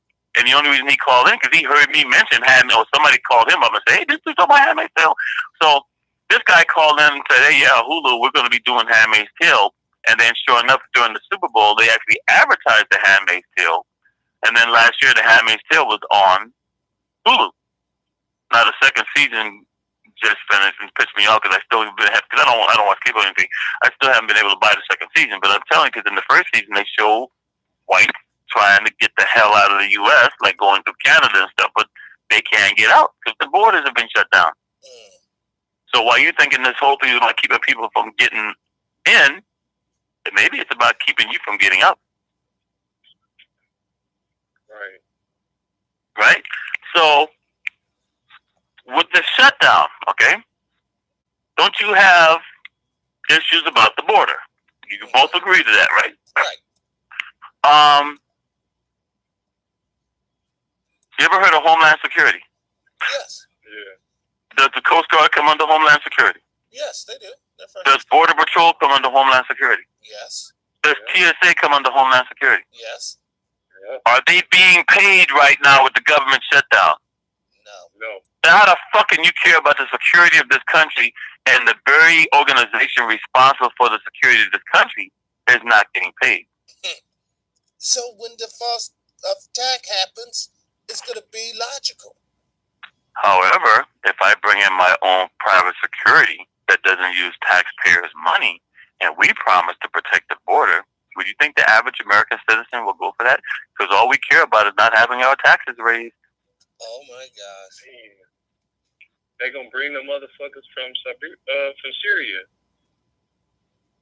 No, those guys are taxpayer money. I said no taxpayer money. Right. It's going to be his private guys, his own guys. There you go. See, the one thing I learned from Iran-Contra,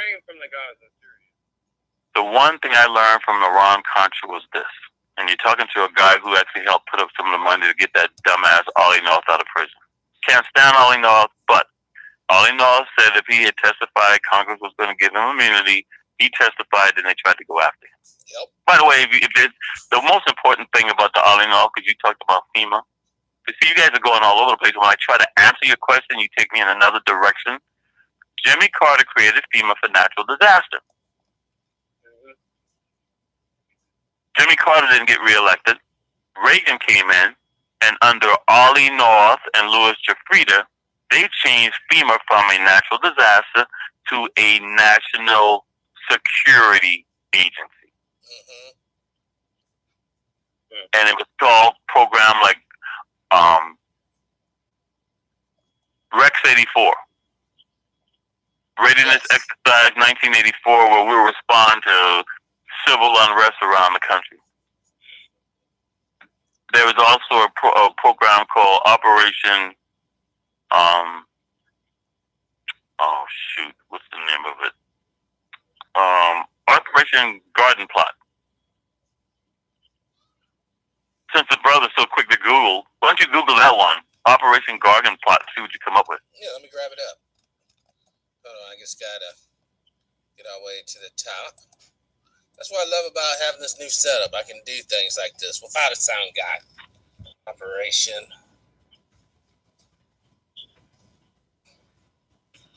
Garden Plot.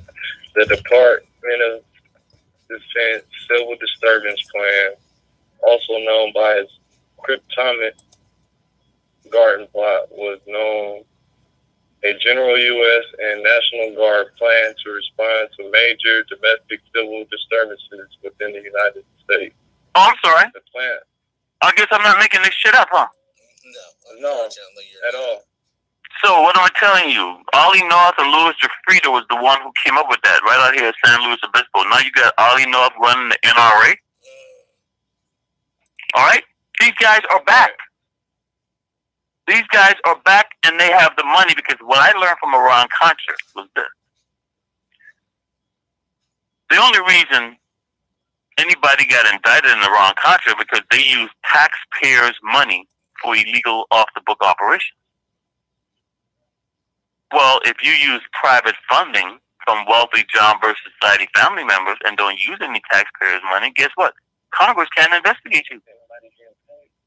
That's exactly what it is. And that's what they're doing. They're destroying all federal agencies and replacing them with people who want to privatize all government agencies. That's fascism.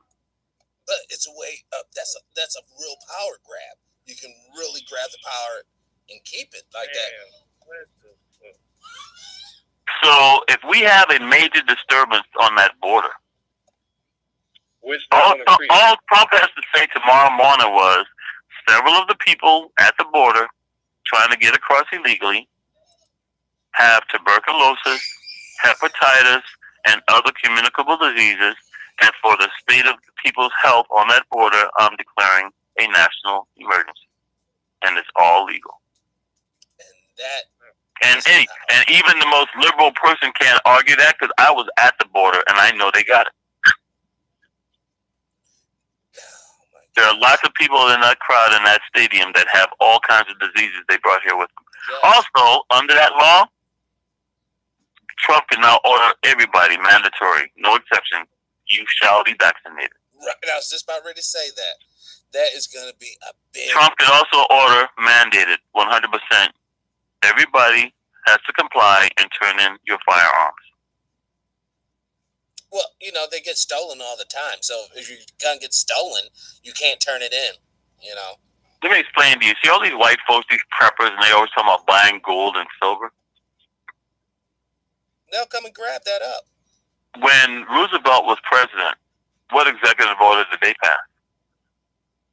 Oh, they did pass the, oh my God. Anybody with gold and silver had to turn it in. Yes. And they gave you money for it. They gave you money for it, but you had to turn it in. So what I'm telling you is this stuff has been done before, folks. And for all you blacks out there in the armed forces that are conscious, Trump can just rescind that executive order, because the only thing that gives you any right to even be in the U.S. military is an executive order that was signed by Truman back in the 40s. I see where this is going. And any executive order that was passed by one president can be taken off the books by the other. But there's some executive orders that cannot be taken off the books except under what? Martial law? A state of national emergency. Get off the martial law bullshit, dude. Be more sophisticated. Yes, state of national emergency. Oh my gosh. We've been on the martial law since 2001. Yes, we have to be a little more refined. That's why no, it's not about being refined, dude. We've been under martial law since 2001, under the Patriot Act. That's why when you look at most of these flags in the courtrooms and stuff, it has a yellow trim around it. That's not the U.S. flag. The U.S. flag doesn't have a yellow trim around it. That's a maritime flag. And you don't have any rights under maritime law. Just ask a captain on his ship.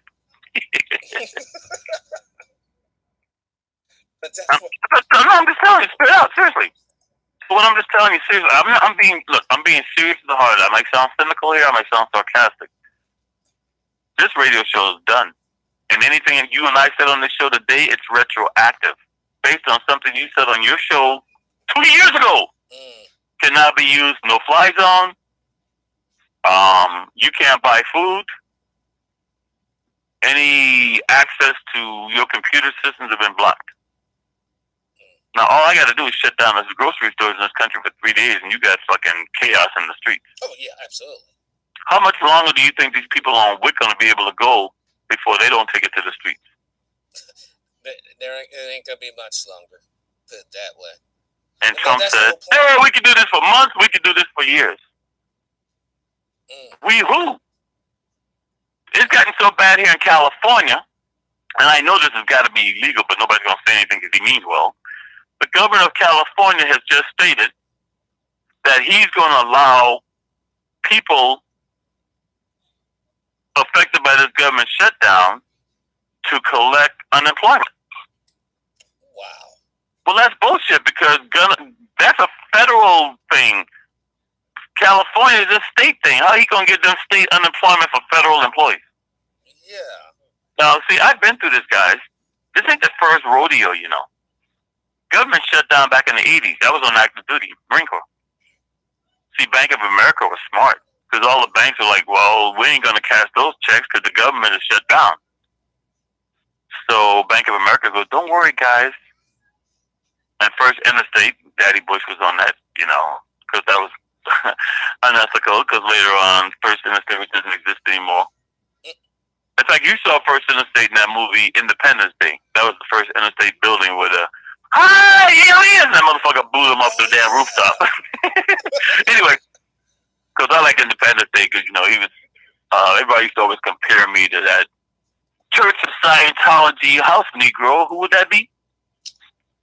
Will Smith? There you go. See, Will Smith played a cowboy in a movie. I wasn't the cowboy. He played a Marine Corps officer in a movie. I am a Marine Corps officer. All these things he played, I was in real life, like Will Smith. Yeah, I used to like John until he went off the deep end in Church of Scientology. A lot of those actors are in that. Yeah, but my point to you is, with First Interstate Bank and all these banks out here, that's when they went after the savings and loans, stole the savings and loans. See, everything has to be done incrementally, because most people in this country ain't going to go for it if you do it all at once. Right. You have to bankrupt the United States to come online with the New World Order. But when they bankrupt the country, they're not banking the wealthy, the blue chip stockholders, the NASDAQ. Notice how they always mention two different Wall Streets? Yes. You got the Dow, Industrial Average, and then you have the NASDAQ. Yeah. Well, blue chip stockholders are the only guys who invest. All these people, so they've taken all your pensions and put them on the internet. They put them on Wall Street with 401ks. So when the stock market collapses next time, your pensions are gone. Exactly. Then they pass a law under Obama with the banks now that if the banks laws, they can take money out of your account to cover their losses. Right here in California, do we not have really bad fires the last couple of years in California? Yes, horrible. And who was responsible for most of those fires? They say illegal aliens. What are you talking about?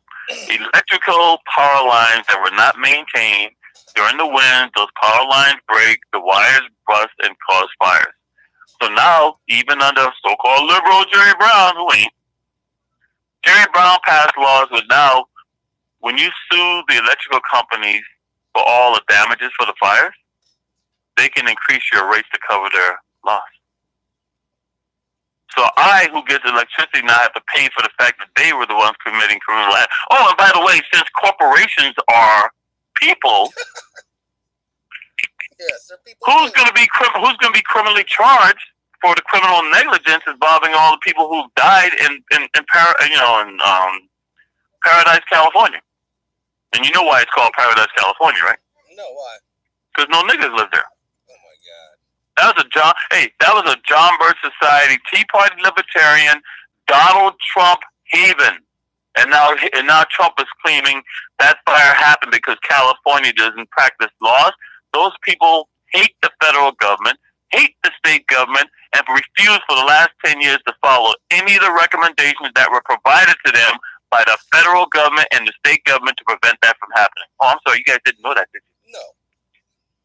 And that's why the average person you saw dying there were all white people, because that's who's in that town. Those were Donald Trump supporters in that town. And they call it Paradise. That's where all these white cops, all these racist white cops who retired that can't afford to go to Hayden Lake, Idaho, or to go out to Henderson, Nevada, or to go up there to Arizona. They moved to Paradise, California. No niggas.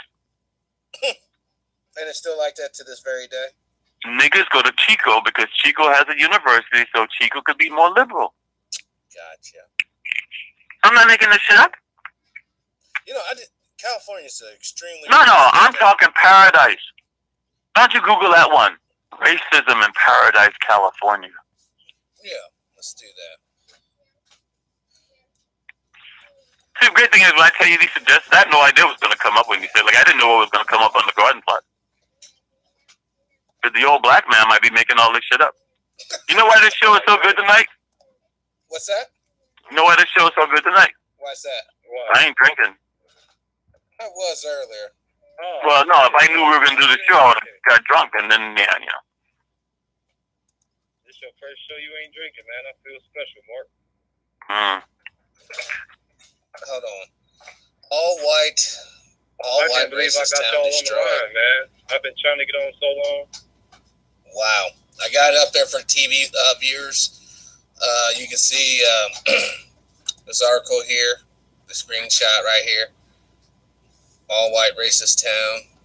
I don't make this shit up. Paradise fires. We're going to click on it real quick.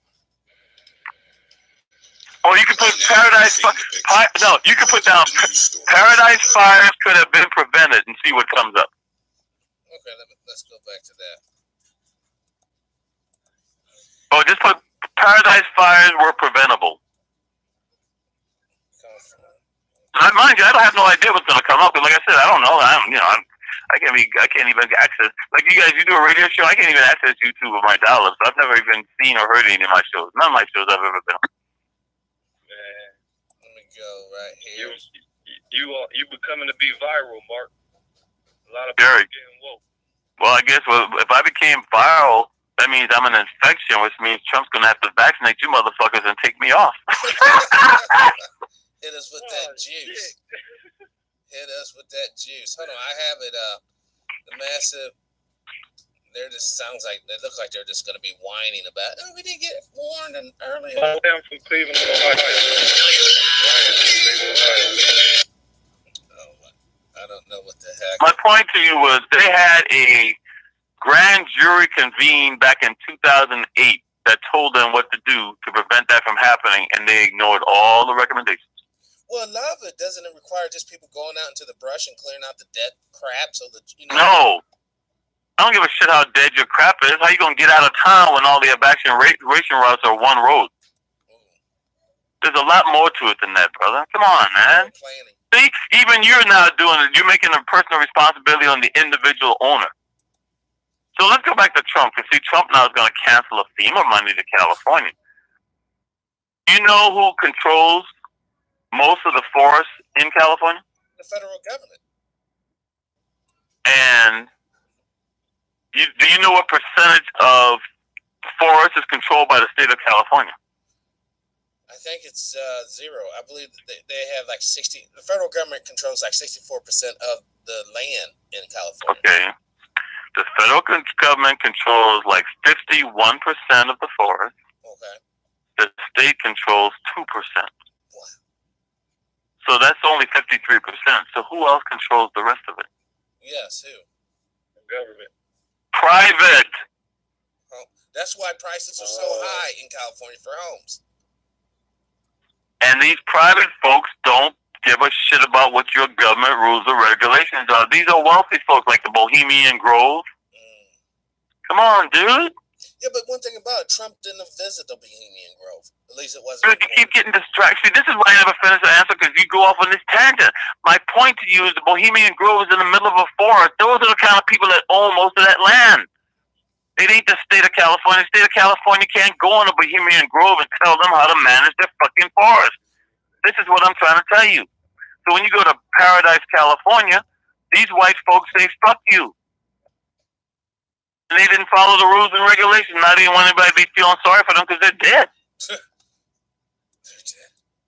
I look at it as divine intervention by God, because God don't like ugly, and there's some racist bastards, old white, Donald Trump, John Birch Society, evangelical, Tea Party. Oh, by the way, speaking of evangelicals, guess who now president in Brazil?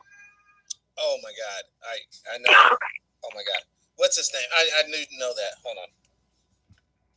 And who are they already comparing him to? Oh, to Trump.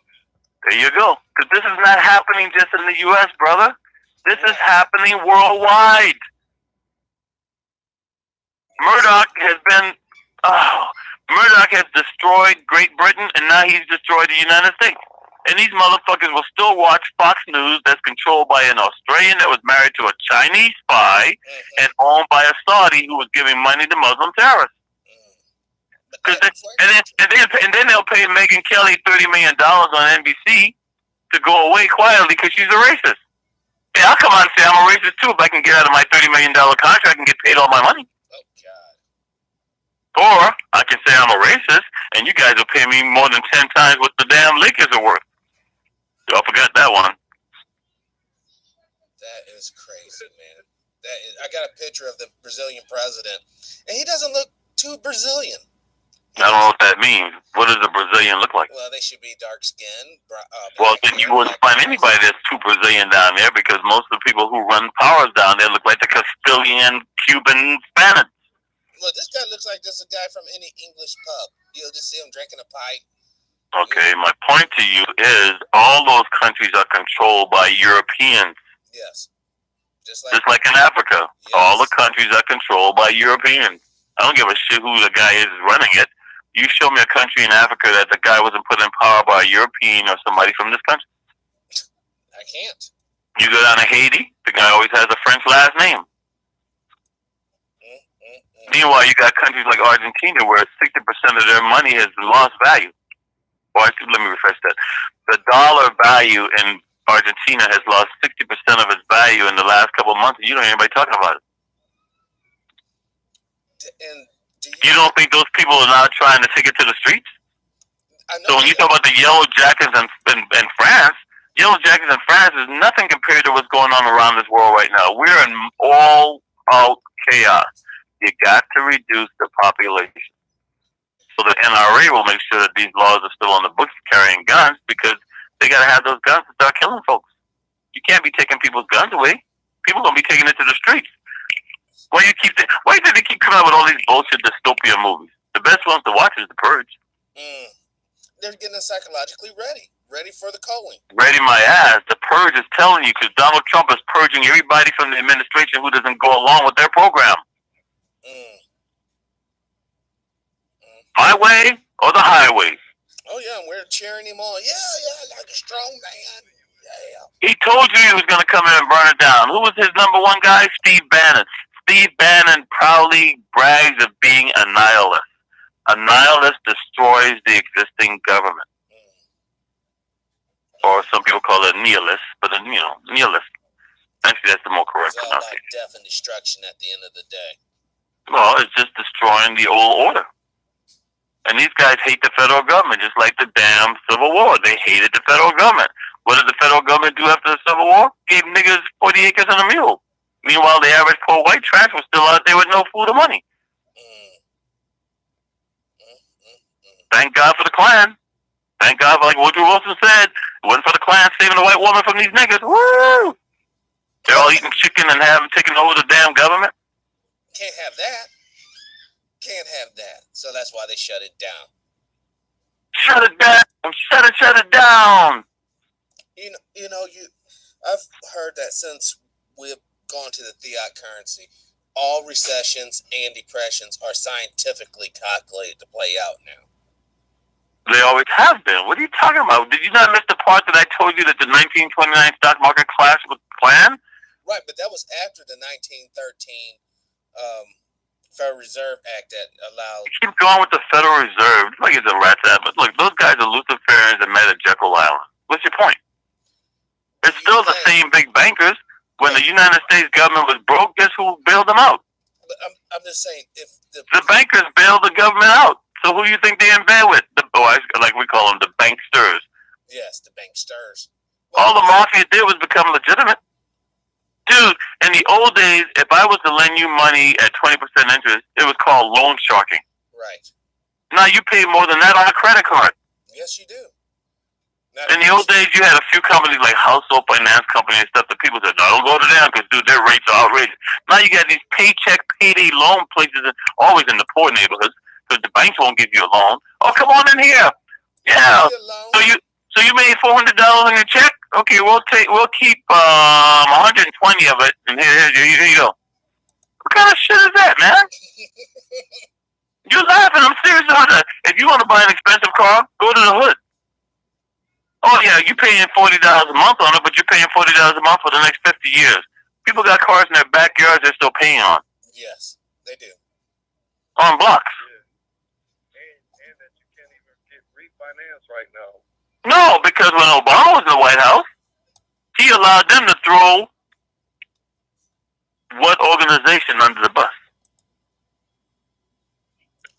He was allowed to throw the regulatory. No.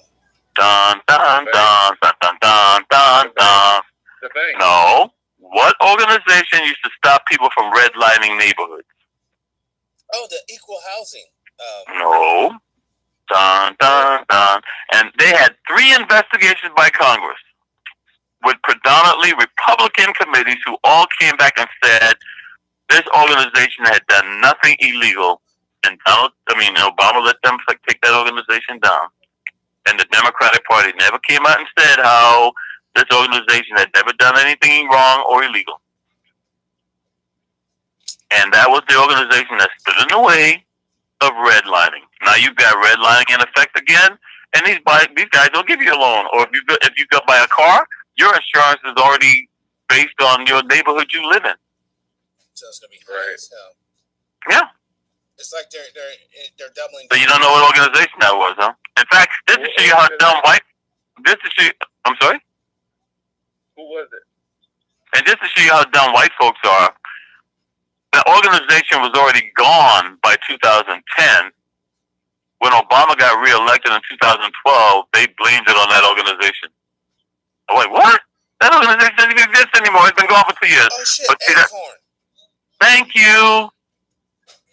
Oh, my God, yeah, they were destroyed by, oh, shit. I forgot all about that. And what do these colleges all have in common? Spelman, Grambling, Howard. What do those schools all have in common? Historical black colleges? And under what president did they lose more federal funding than any other president? Don't say Obama. Obama. Thank you very much. Oh, man. Because a white guy couldn't get away with it. They always pull that number. They always. So you put a house nigger in the White House to do all this stuff to make it possible for Trump to come in. Because see, with the brother, they don't say nothing bad about the brother. Why you got to bring the brother down? Right. So under what president more than any other president do we have more troops on the continent of Africa now than ever before in my lifetime?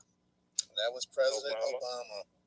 So while they're telling you how he's a Kenyan and a Muslim, in Obama's first month, he killed more terrorists or alleged terrorists, along with collateral damage, of course. He killed more terrorists in Pakistan in 1 month than George Bush had done in 8 years. Wow. Damn. You think I'm making this up? No, I know you're serious about that. Because Martin Luther King Jr. says, I have a dream. Barack Hussein Obama said, I have a drone. Obama drone strikes. I'm pulling up. So the TV. Now everybody on the TV, you guys can see these images of Obama calling in drone strike 526. Shit, that's a lot of dead people.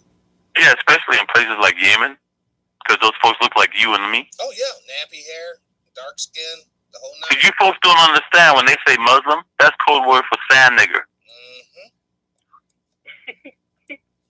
And these white folks have never gotten over the fact that the Muslims kicked their ass during the Crusades.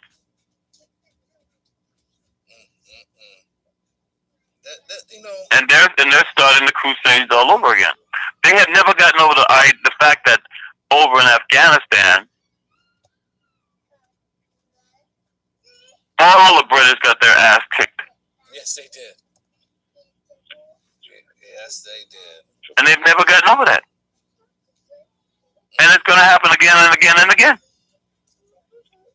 So what they've done is gotten in bed with the Wahhabis, who are like a fanatic far right wing, just like the evangelicals are over here. Those aren't the true Muslims. The Saudis are not the true Muslims. They're Wahhabis Muslims.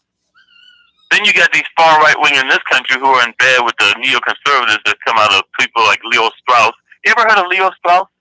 No. Oh, how about that? Why don't you Google that name? Leo Strauss, and see who you got. Because if you want to know who created Hillary Clinton and Dick Cheney and Wolfowitz and all those kind of folks, it's Leo Strauss. Leo Strauss, right here. Right out of Chicago. Where did Obama come from? Oh, he came from Chicago. Oh, he was a German-American political philosopher. German-American. And where is the Trump family from? Oh, German. And where's 40% of the U.S. population right now from? Germany. But they're telling you that the population is turning brown, when 71% of this population right now are white. What does it say about Leo Strauss? It says, let me make it simple for you. He don't believe in God, never has, but if that helps them to get their agenda passed, then they pretend like they're part of the right-wing God. Well, it says he was born in Germany to a Jewish parents and later immigrated from Germany to the United States. He spent much of his career as a professor of political science at the University of Chicago. Damn, I must have made that shit up. Go ahead, I'm sorry. Where he taught several generations of students, published 15 books, trained in the Neo-Cretan tradition with Ernest Carson. If you want to know who's running things under the Bush administration, they're all Leo Straussites. Let me just make it simple to who the neoconservatives are. Many of the Jews supported the black civil rights movement. Why? Had it not been for blacks, you wouldn't know about the concentration camps.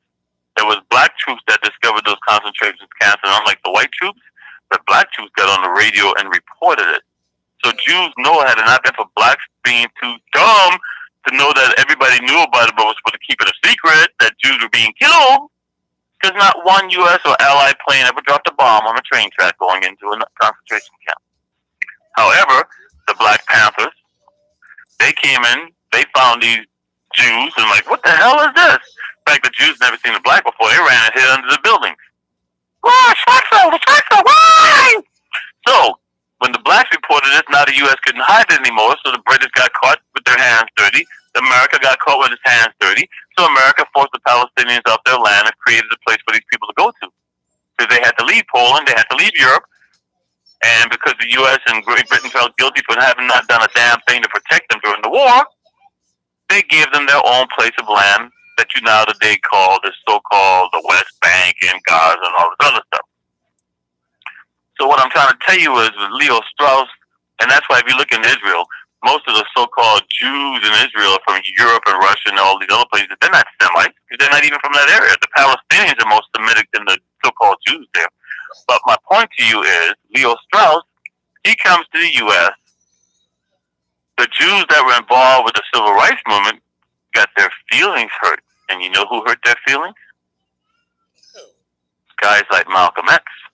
Because Malcolm X looked at all these so-called black organizations, and behind the scenes, they were run by prominent white Jews. Right. And so when Malcolm X came out and started talking about people like Spingar, and even to this day, the NAACP, their top award goes to a white U.S. Army intelligence officer who gave every name of the NAACP members to J. Edgar Hoover. That's the Spingar medal. See if I'm making that up. Why don't you Google that one? Spin, GARN medal. Okay.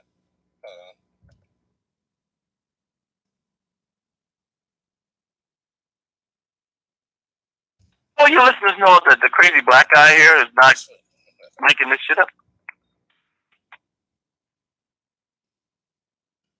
Oh my God, my head is spin. Yes. SP. It was like, it was really weird. Spin metal, NAACP. Spingarn medal. It's one word. Spingarn medal. Oh, I see it. That's right here. Spingarn medal is awarded annually by the NAACP for outstanding achievement by African Americans. The award was created in 1914 by General Spring. So find out who he was. Who is that guy? Was an educator. It looks like a white guy. Was an educator, literary critic, and civil rights activist. We're jumping on to his little deal right here. I can tell you more about him. He was born in Upper New York City to a upper middle class Jewish family. His younger brother was Arthur B. Spingen. He graduated from Columbia College in 1895. He grew committed to the importance of the study of compositive literary as a discipline distinct from the study of English and other. So, do you have his first and last name? His first and last name? Yes. Yes, it's Joe Springer. Spingarn. What do you keep saying? Spingarn. All right, so type that name and put U.S. Army because you're wasting my time here. Okay. Hold on.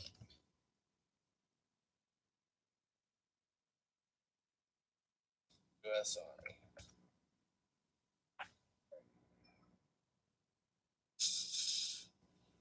Oh shit! Here it is. By the way, you want to know who broke that news? Who? It was a Memphis, Tennessee newspaper who told a whole story back in the 1990s about the Spingarn medal, who Spingarn was. That article was in the paper for like 1 to 2 days. Next thing you know, it disappeared. And guess who carried the story on after that? Dick Gregory? Steve Coakley. Steve Coakley? Because that told us about the Boule. Oh and how these people are all house niggas for these white folks, and they only do what they're told, and that's why you saw Angela Davis get disrespected in her hometown this week. This is crazy, man. This guy, lifetime passion, he was a Republican, which, you already state most black folks and stuff were Republican back then because of the Civil War. This guy's a monster, man.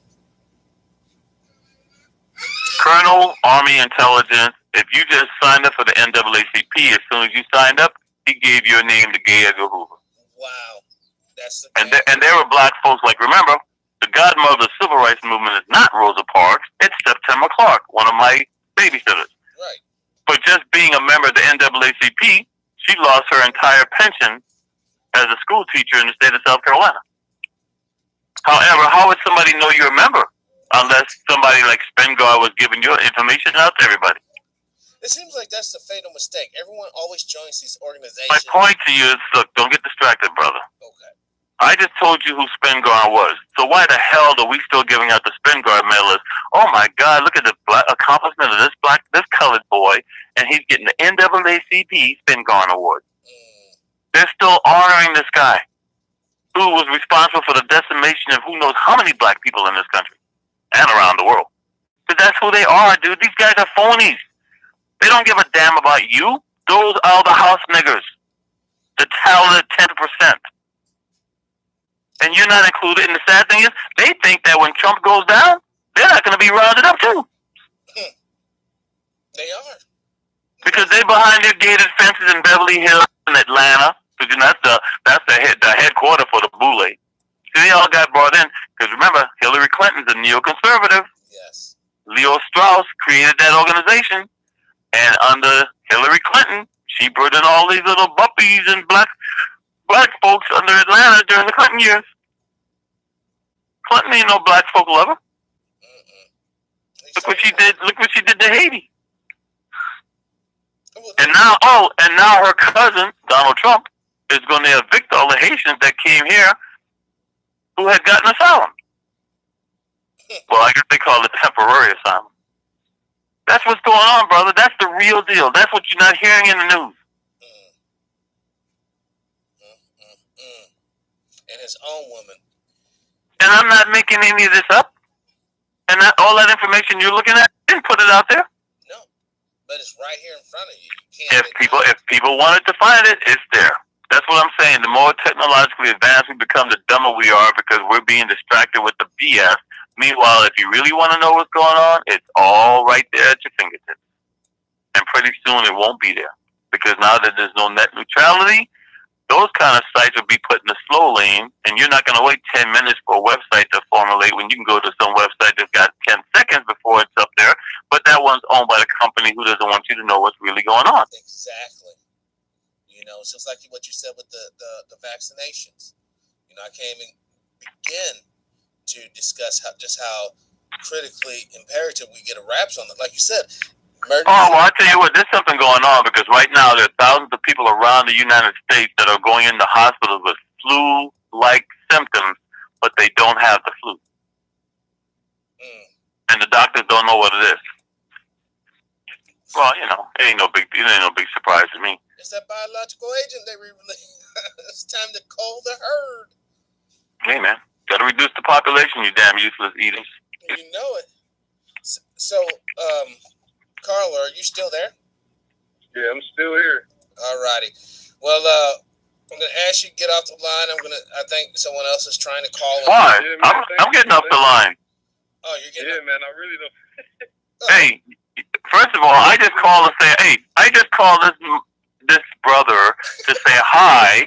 And once again, he puts me on a radio show. Second, he goes, well, since I got you, can I have you for a half hour? Even by colored people's time, I think I've already given him a half hour. I've given your listeners enough information for them to not believe anything I say, but to stimulate their minds to go out there and what we call grounds for further research. So today, what did we learn in class, children? One, George Holliday tried to give the only tape of the Rodney King beating the LAPD, and they told him to get the fuck out the police station, so he gave it to Channel 5 News. Number two, what did we learn? Under Jimmy Carter, FEMA was created for natural disaster. They screwed Jimmy Carter to make sure he didn't get reelected, and under Ollie North, Ronald Reagan, and Louis Jafita, they took FEMA and turned it into a response for domestic terrorism. Now, of course, they can do a false flag and make you think this is a domestic terrorist group, but now FEMA's job is to respond to terrorism. That's why when Michael Brown went down to New Orleans for Hurricane Katrina, he didn't know what the fuck to do because that wasn't his job. Wait a minute, this ain't a riot. We're for rioting now. We don't give a shit about no damn natural disaster. So, FEMA today, under their job, you learned about Operation Garden Plot and Rex 84. Now, mind you, during the Iran-Contra hearings, Ollie North was asked, well, you were not told by the president to do these things. What gives you the right to do these things? We are members of the National Security Council. We are better informed than the president.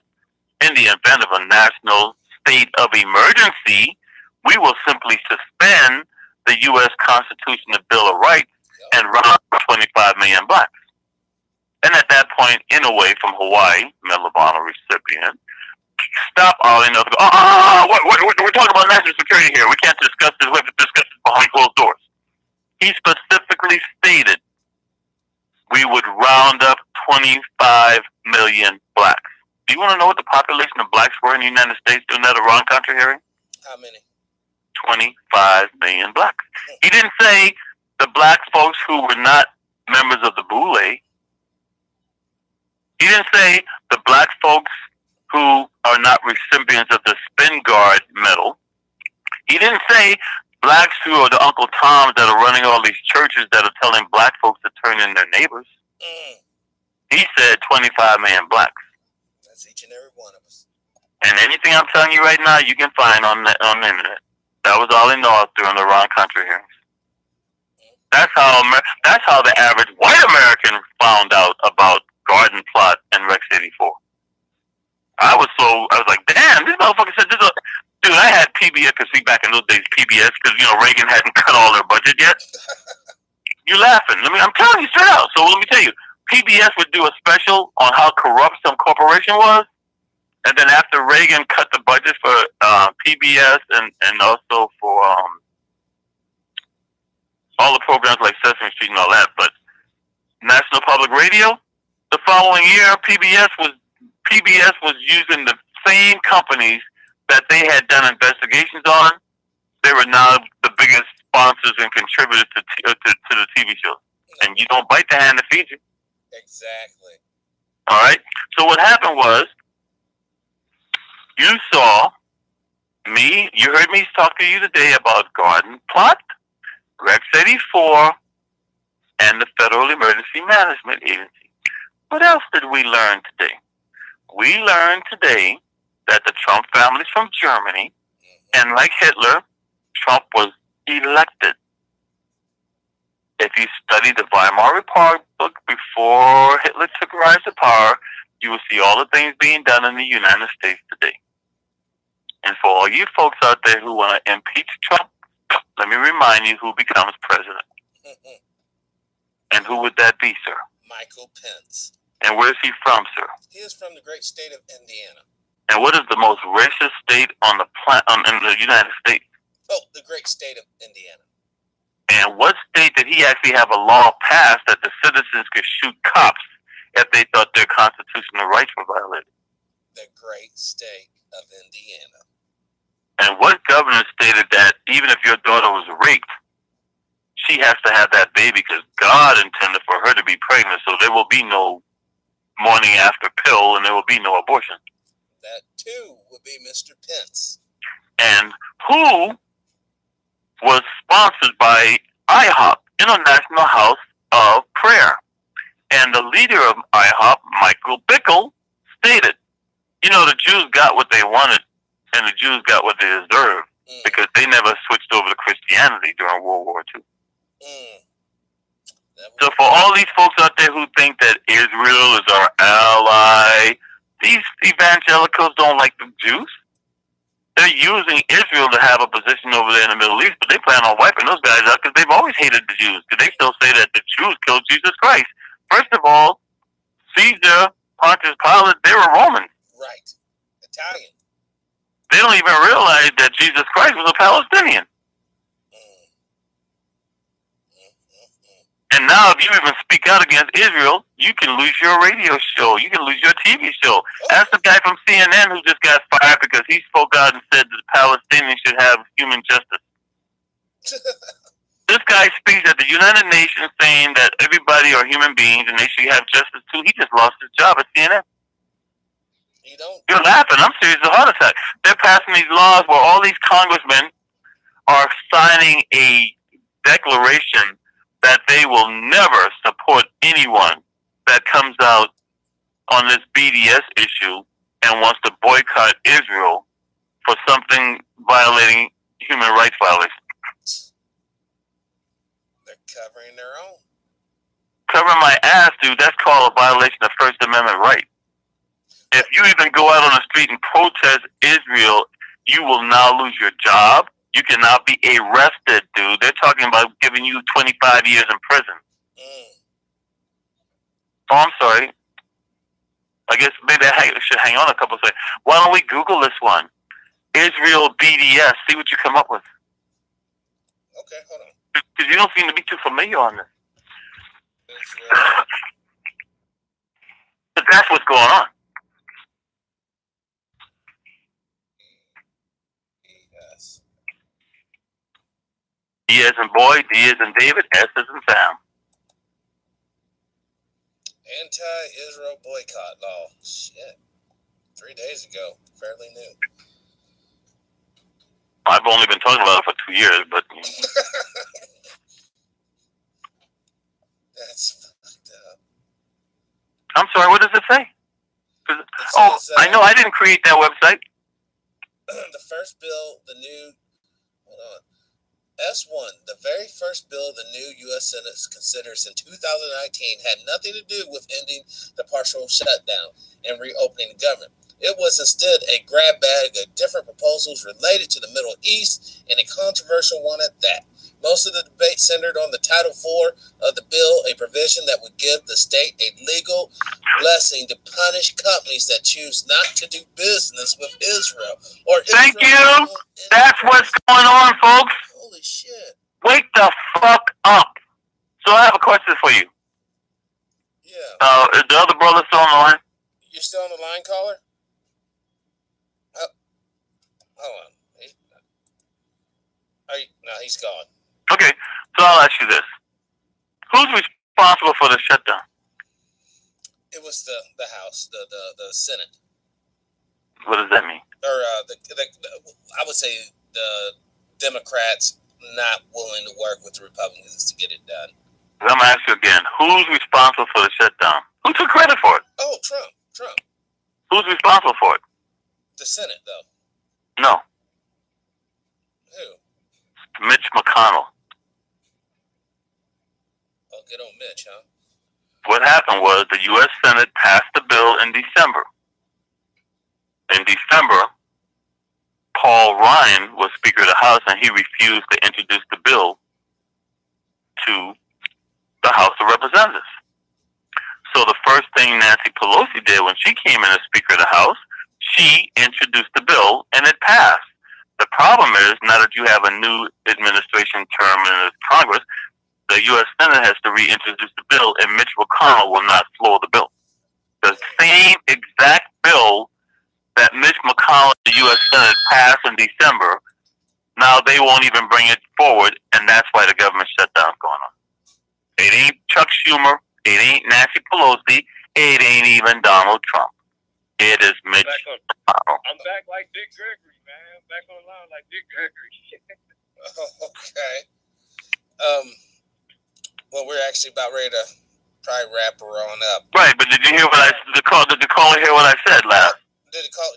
Yeah, I definitely was still listening. The call it dropped, but I was definitely still listening on the other line. Right, so what I'm trying to say, this is very important, folks. Do you hear the Democrats telling you this? No. Did you hear the Democrats talking to you about this Israel BDS law? No, they're not. It didn't have a damn thing to do with the wall. The Republican Party with Trump and them are in there are trying to get stuff forced down the throats of the Democratic Party that if they pass this shit, you have lost all your rights in the country, and they're using the wall, but you don't even hear the Democratic Party telling you this. Damn, dude.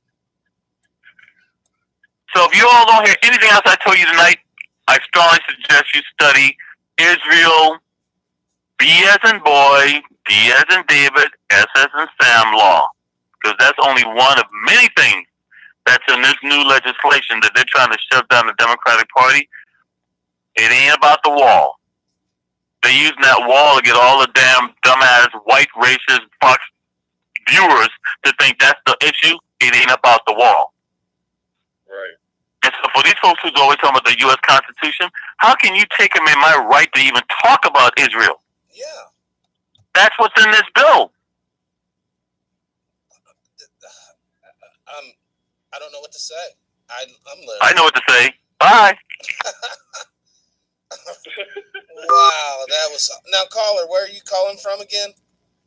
I'm in Cleveland, Ohio, man. All right, brother. You got a screen name or anything? Hey, I really appreciate you, giving me the number, let me call in, and let me call back in, man. Your show is very informative, and I just wish a whole lot more people would, tune in and get more woke on what's going on here.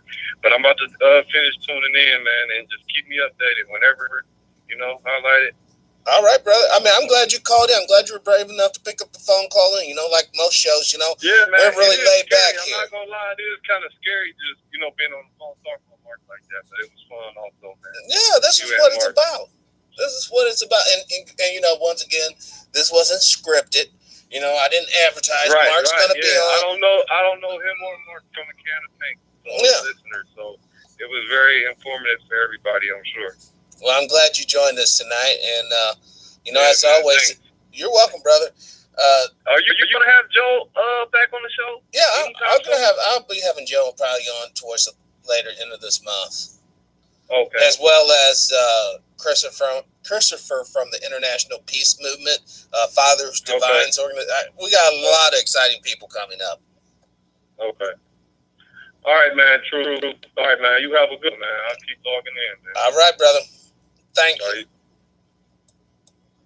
Guys, this has been a special report. Brother Mark, called me. I was just kind of bummed out because I felt like I really let everyone down last night by entertaining that American Honey for so long until I passed out and woke up this morning. Hopefully this is made up for the loss of the show last night when you guys got a lot of information. And moving forward, man, this is the year that we change our perspective.